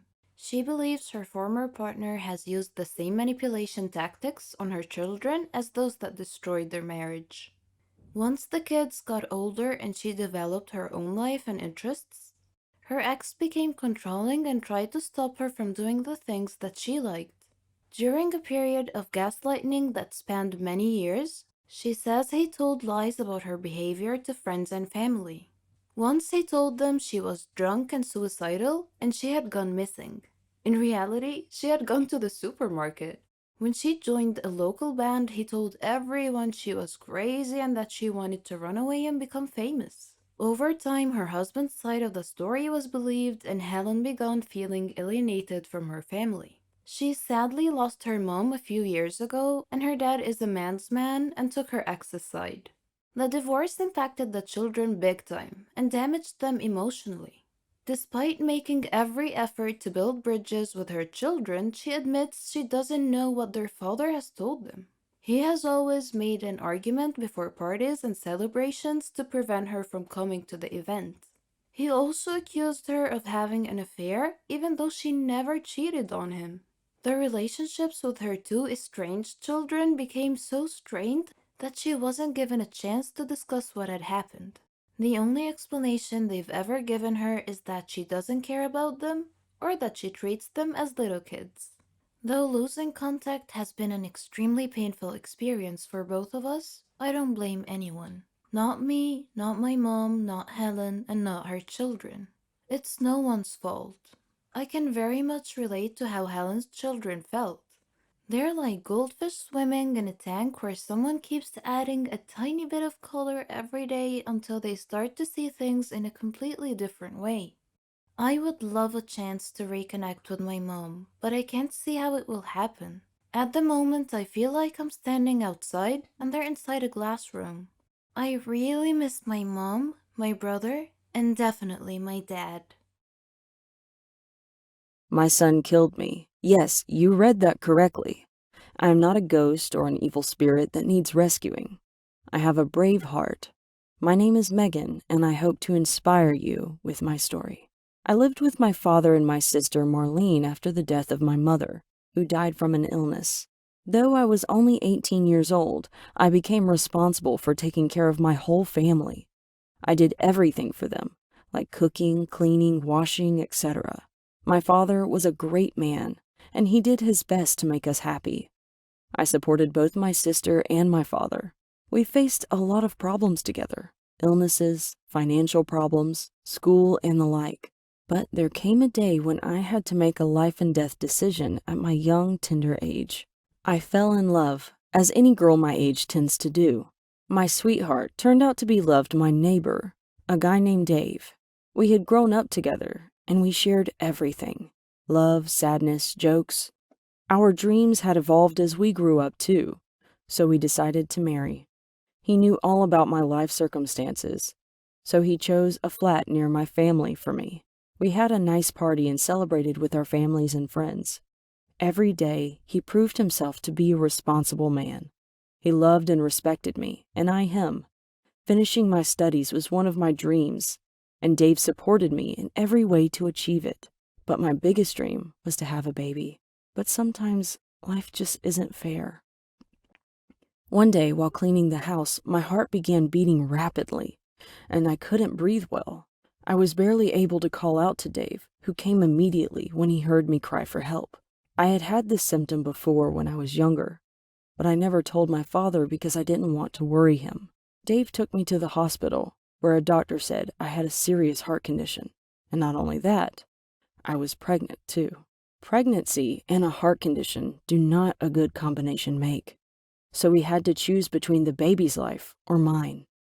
My father and Dave asked me to abort the baby, though they tried hard to persuade me. I resolutely refused. I agonized a lot during my pregnancy. My father and Dave were so worried for my safety. My father and Marlene left their flat to live with me. In addition, Dave cut back on his working hours to stay with me. The day came when I went into labor. They took me to the hospital, where the doctor checked me over and pronounced that my condition was so serious that I wouldn't be able to survive the childbirth. My family and I were shocked. I held Dave's hand and told him that I was strong enough to survive this. Dave hugged me, crying tears like a river. I was so afraid, but I did my best to hide that fact. I looked to my protruding belly and said to my baby, "I want you to know that I sacrificed myself for you. You had better grow up to be a great young man. I love you." Then the baby started pushing its way into this world. The scene fades to blackness. The baby is born. Suddenly, a year later, a birthday party is being held. The baby is now 1 year old. A woman is singing with the baby and her family. The woman looks at you and winks. Megan says, "Haha, fooled you. I lived through the childbirth. Sometimes life gives us a second chance, but you have to be willing to accept the risk." We lived with a monster who knew no mercy. He would hit and insult us all the time. I wished him dead on a daily basis. He would kick me out of the house often. But as we all know, there comes a turning point in everyone's life that either ends in success or tragedy. Oh, I forgot to introduce myself. My name is Lara. I am the middle sister among 4 siblings. We lived with a cruel father, whose bad behavior had long erased any kind memories we may have once had for him. Our mother was kind, lovely, and responsible. She used to take care of us in every way, but she finally had to abandon us because she just couldn't take any more of father's abuse. I remember the scene vividly to this very day. There was a big fight between my parents. At the end of it, mother had opened the door while holding a suitcase. We were too young to understand anything at the time. She was crying as she turned and walked out of our lives forever. We were expecting father's attitude to change after that, but it didn't. He continued mistreating and ridiculing us every opportunity he got, neglecting us completely. He gave us neither food nor clothes, only a very small amount of money to fend for ourselves. What could we do? We had to live with the situation. He would often return home drunk at midnight. Scared, we'd stay quiet in our rooms. The only bright spot in our lives was our dear brother Philip. He was father's favorite son, which caused us to depend on Philip to get anything we need, like money or other necessities. Philip was so funny. He could make us and even father laugh. He had a way with father and could usually manipulate him to protect us a little. We all loved Philip. He was the only sunshine in our miserable, gloomy existence. One day, we woke up in the middle of a stormy weather. We turned on the TV and listened to the news. It said the bad weather had spawned a huge tornado. It was heading our way. They advised people to stay inside. We all looked at each other, knowing full well that our old worn-out roof could not withstand the tornado. Philip said he needed to talk to father. After he knocked and entered father's room, we heard father shouting at Philip. Philip had a look of fear on his face. Father then shouted, "If anyone wants to fix anything at home, then he is welcome to, but I will not fix anything." Philip gasped and said, "But Dad, it's a big tornado." Father then grabbed Philip by the collar and pulled him up close, saying, "Then you go fix it." Philip was so afraid he couldn't swallow. Father dragged Philip to the backyard. He brought nails, wood, a hammer, and a long ladder. Philip was terrified when Father pushed these things at him and told him to get to work. Philip begged, "Please, Dad," but Father just shouted, "Go." Philip took the nails, the hammer, and the wood and began to climb the ladder up to the roof. The wind was howling, blowing very hard, and I had a feeling of dread that something terrible was about to happen. Father just stood there, not worried about Philip's safety at all. To calm us down, Philip looked at us, as if to say, "Don't worry, everyone. I'll be okay." There were many wires on the roof. Suddenly, a strong gust of wind caused Philip to lose his balance, and he reached out to grab onto something to keep from falling. Unfortunately, he got hold of an uninsulated wire. He screamed at once and fell off the roof. We watched, horrified, and began screaming. Father frantically rushed over to Philip's body lying on the ground. He lifted Philip's head into his arms and rocked him gently, but Philip was dead. He got electrocuted. We had never seen Father cry, but he cried a lot that day. At Philip's funeral, we all stood and looked at the photo, showing Philip smiling like an angel. Father hugged us as a group and said, "Please forgive me, kids. I'm so sorry. I didn't realize that I loved you all so much. I'm so sorry for not being a good father." We believed him. We hugged him back. He was being sincere with us for once. From that point on, he was a changed man. He gave us everything: love, attention, money. Now we love our home and our lives. I can finally say truthfully, with all my heart, "I love you, Daddy." We lived with a monster who knew no mercy. He would hit and insult us all the time. I wished him dead on a daily basis. He would kick me out of the house often. But as we all know, there comes a turning point in everyone's life that either ends in success or tragedy. Oh, I forgot to introduce myself. My name is Lara. I am the middle sister among 4 siblings. We lived with a cruel father, whose bad behavior had long erased any kind memories we may have once had for him. Our mother was kind, lovely, and responsible. She used to take care of us in every way, but she finally had to abandon us because she just couldn't take any more of Father's abuse. I remember the scene vividly to this very day. There was a big fight between my parents. At the end of it, Mother had opened the door while holding a suitcase. We were too young to understand anything at the time. She was crying as she turned and walked out of our lives forever. We were expecting Father's attitude to change after that, but it didn't. He continued mistreating and ridiculing us every opportunity he got, neglecting us completely. He gave us neither food nor clothes, only a very small amount of money to fend for ourselves. What could we do? We had to live with the situation. He would often return home drunk at midnight. Scared, we'd stay quiet in our rooms. The only bright spot in our lives was our dear brother Philip. He was Father's favorite son, which caused us to depend on Philip to get anything we need, like money or other necessities. Philip was so funny. He could make us and even Father laugh. He had a way with Father and could usually manipulate him to protect us a little. We all loved Philip. He was the only sunshine in our miserable, gloomy existence. One day, we woke up in the middle of a stormy weather. We turned on the TV and listened to the news. It said the bad weather had spawned a huge tornado. It was heading our way. They advised people to stay inside. We all looked at each other, knowing full well that our old worn-out roof could not withstand the tornado. Philip said he needed to talk to Father. After he knocked and entered Father's room, we heard Father shouting at Philip. Philip had a look of fear on his face. Father then shouted, "If anyone wants to fix anything at home, then he is welcome to, but I will not fix anything." Philip gasped and said, "But Dad, it's a big tornado." Father then grabbed Philip by the collar and pulled him up close, saying, "Then you go fix it." Philip was so afraid he couldn't swallow. Father dragged Philip to the backyard. He brought nails, wood, a hammer, and a long ladder. Philip was terrified when Father pushed these things at him and told him to get to work. Philip begged, "Please, Dad," but Father just shouted, "Go." Philip took the nails, the hammer, and the wood and began to climb the ladder up to the roof. The wind was howling, blowing very hard, and I had a feeling of dread that something terrible was about to happen.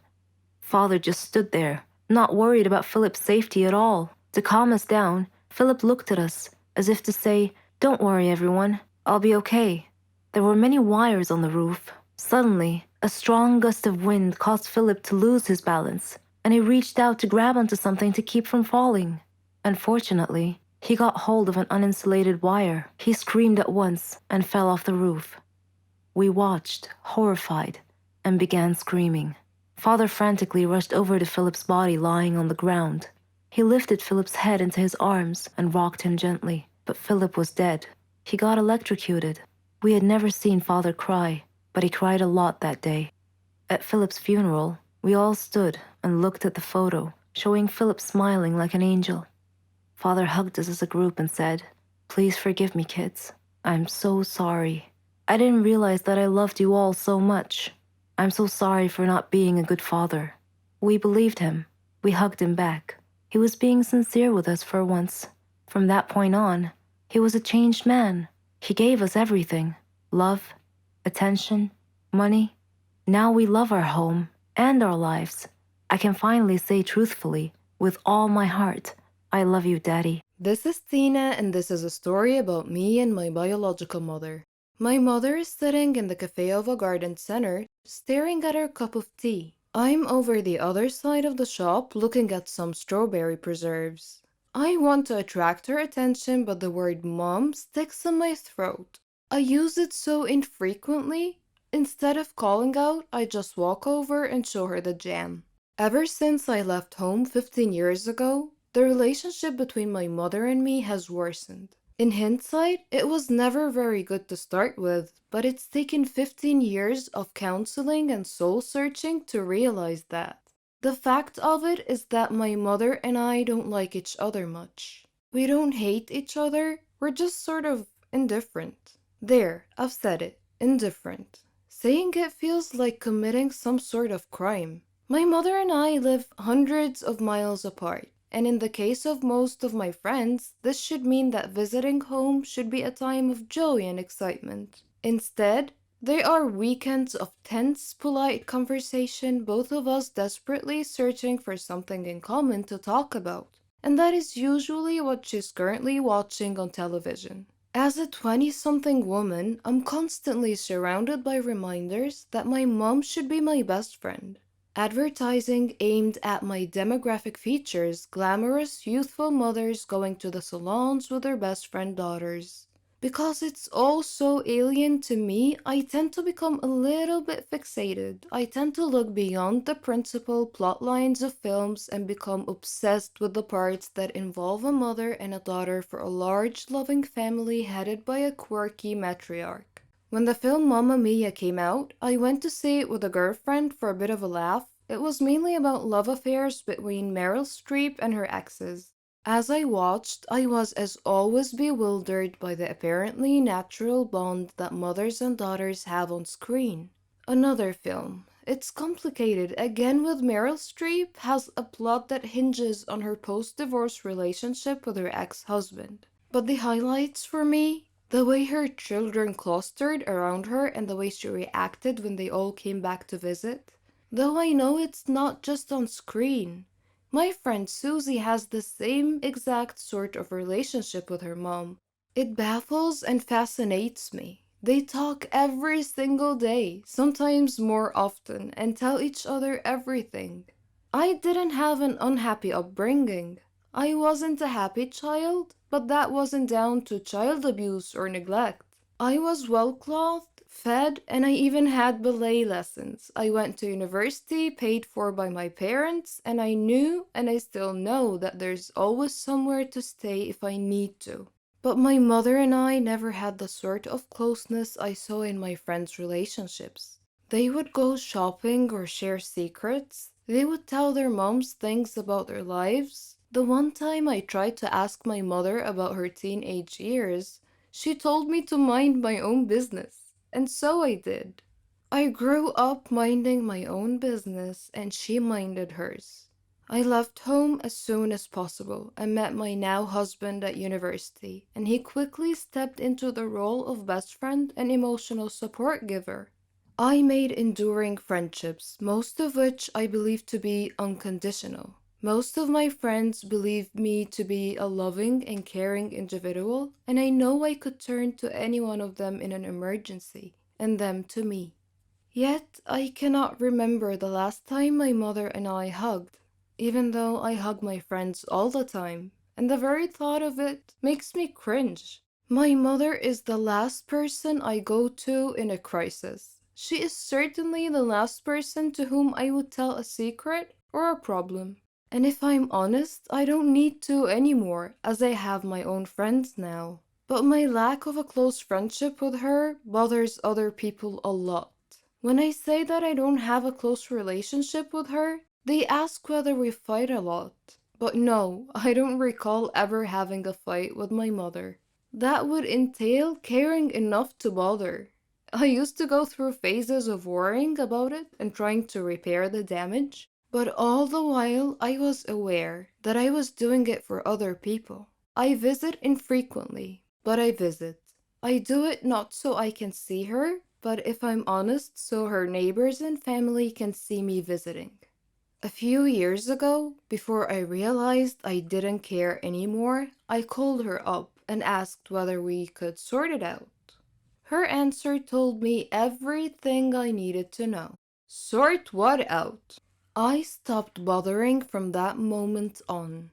Now my principal concern is explaining to people why I don't see her that often, and I feel guilty for not really having a good enough reason. My parents weren't divorced. My father died a few years ago. There has been no huge family dispute. There's no big skeleton in anyone's cupboard, well, not mine anyway. I recently went to see a nurse for a routine appointment, and she asked a host of questions about my mother. Eventually, I had to confess that I didn't know half the answers. She asked whether I could find out. My heart sank as I imagined having to give away a detail of my life, such as why I was going to the nurse to my own mother. Mother's Day is a nightmare. Trying to find a card that doesn't say my mother is my best friend or the best mother in the world or my heroine is not easy, let me tell you. Others try to fix it for me. Why don't you book a spa weekend for your mom? The very thought of my mother agreeing to or enjoying something like that is just laughable. Or they ask, why don't you go for counseling? This would be all well and good if she would ever condone the idea, but it implies a relationship that needs to be mended. Why does it need to be fixed at all? Were my mother a woman I had met on a train and chatted to for half an hour, she would be one of the last people in the world I would want to talk to for a further half hour. If she wasn't my mother, she would be someone I groaned about having to spend any time with. I simply grew up and discovered that I didn't like my mother as a human being. She's not like me. She's self-obsessed, not interested in others, thoughtless, and incapable of genuine warmth. She has no concept of giving love to receive love, and has never asked me a single meaningful question about my life or career. Some people might feel that I have a duty as a daughter to be there for my mother, that it's down to me to repair our relationship. But because of the way she's raised me, I don't feel there is a relationship to repair. I wish my mother no harm, and if she were in trouble, I would help her like a shot. But I would also be there for any of my neighbors and the old man who swears at people from the bus stop across the road. I've been cursed, and it will haunt me for the rest of my life. It all began with a joke at first, but some jokes have serious consequences, and when this happens, your life becomes an uphill struggle. My name is Catherine. I'm 16 years old, and I live with my parents and my little sister Mara. I like music, acting, and watching action movies. I play baseball and practice ballet. I've even won a lot of prizes. I just had one problem. I like to make fun of people. It's like an addiction. I never watched what I said, nor did I care who it hurt. The kids I picked on were actually kind and gentle, but that just encouraged me even more. My friends were exactly like me. In fact, I was their leader. We walked like we owned the school. We had a classmate named Norman. He wasn't exactly what you'd call in good shape. He was quite the opposite of fit.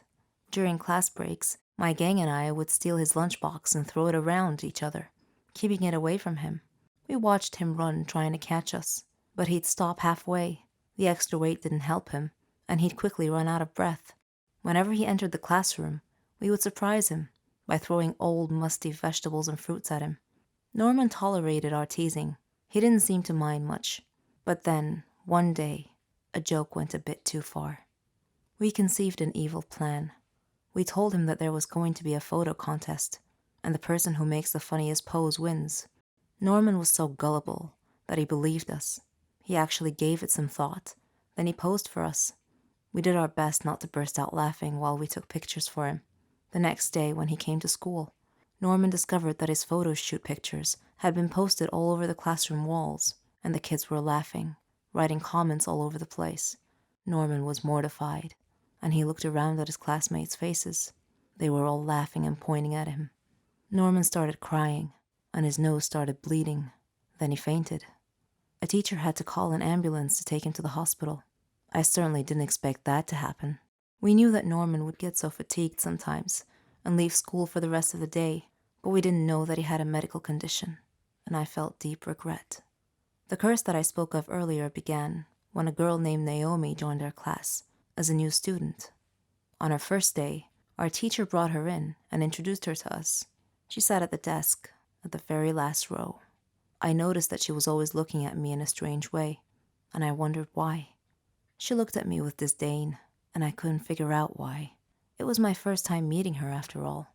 I avoided her, mainly because her looks made me feel uneasy, and whenever my gang wanted to make fun of her, I told them to leave her alone.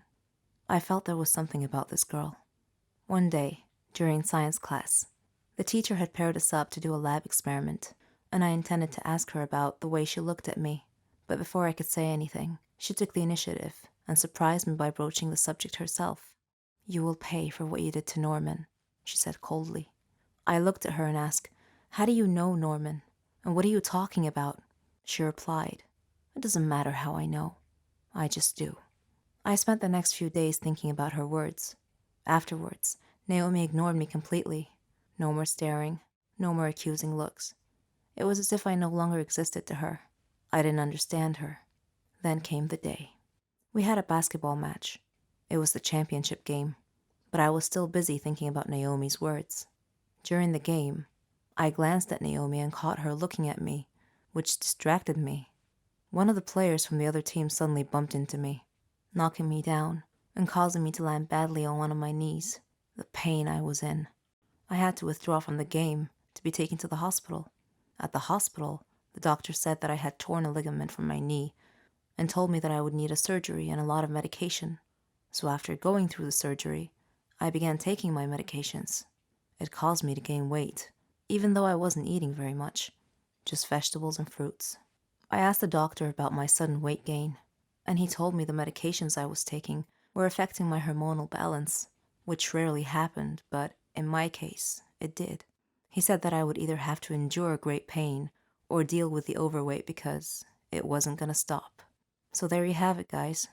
This is the curse that Naomi cast upon me, the price I had to pay for what I did to Norman. Eventually, I got well enough to take my final exams. When I arrived at school, all my friends took one look at me and started laughing. I was now their target, their prey. One of them said, "You're as large as an elephant." "I'll lose weight once I stop taking my medications," I retorted, but no one was listening. I am now living in a nightmare, and I would like to tell Norman that I'm very, very sorry for everything that I've done.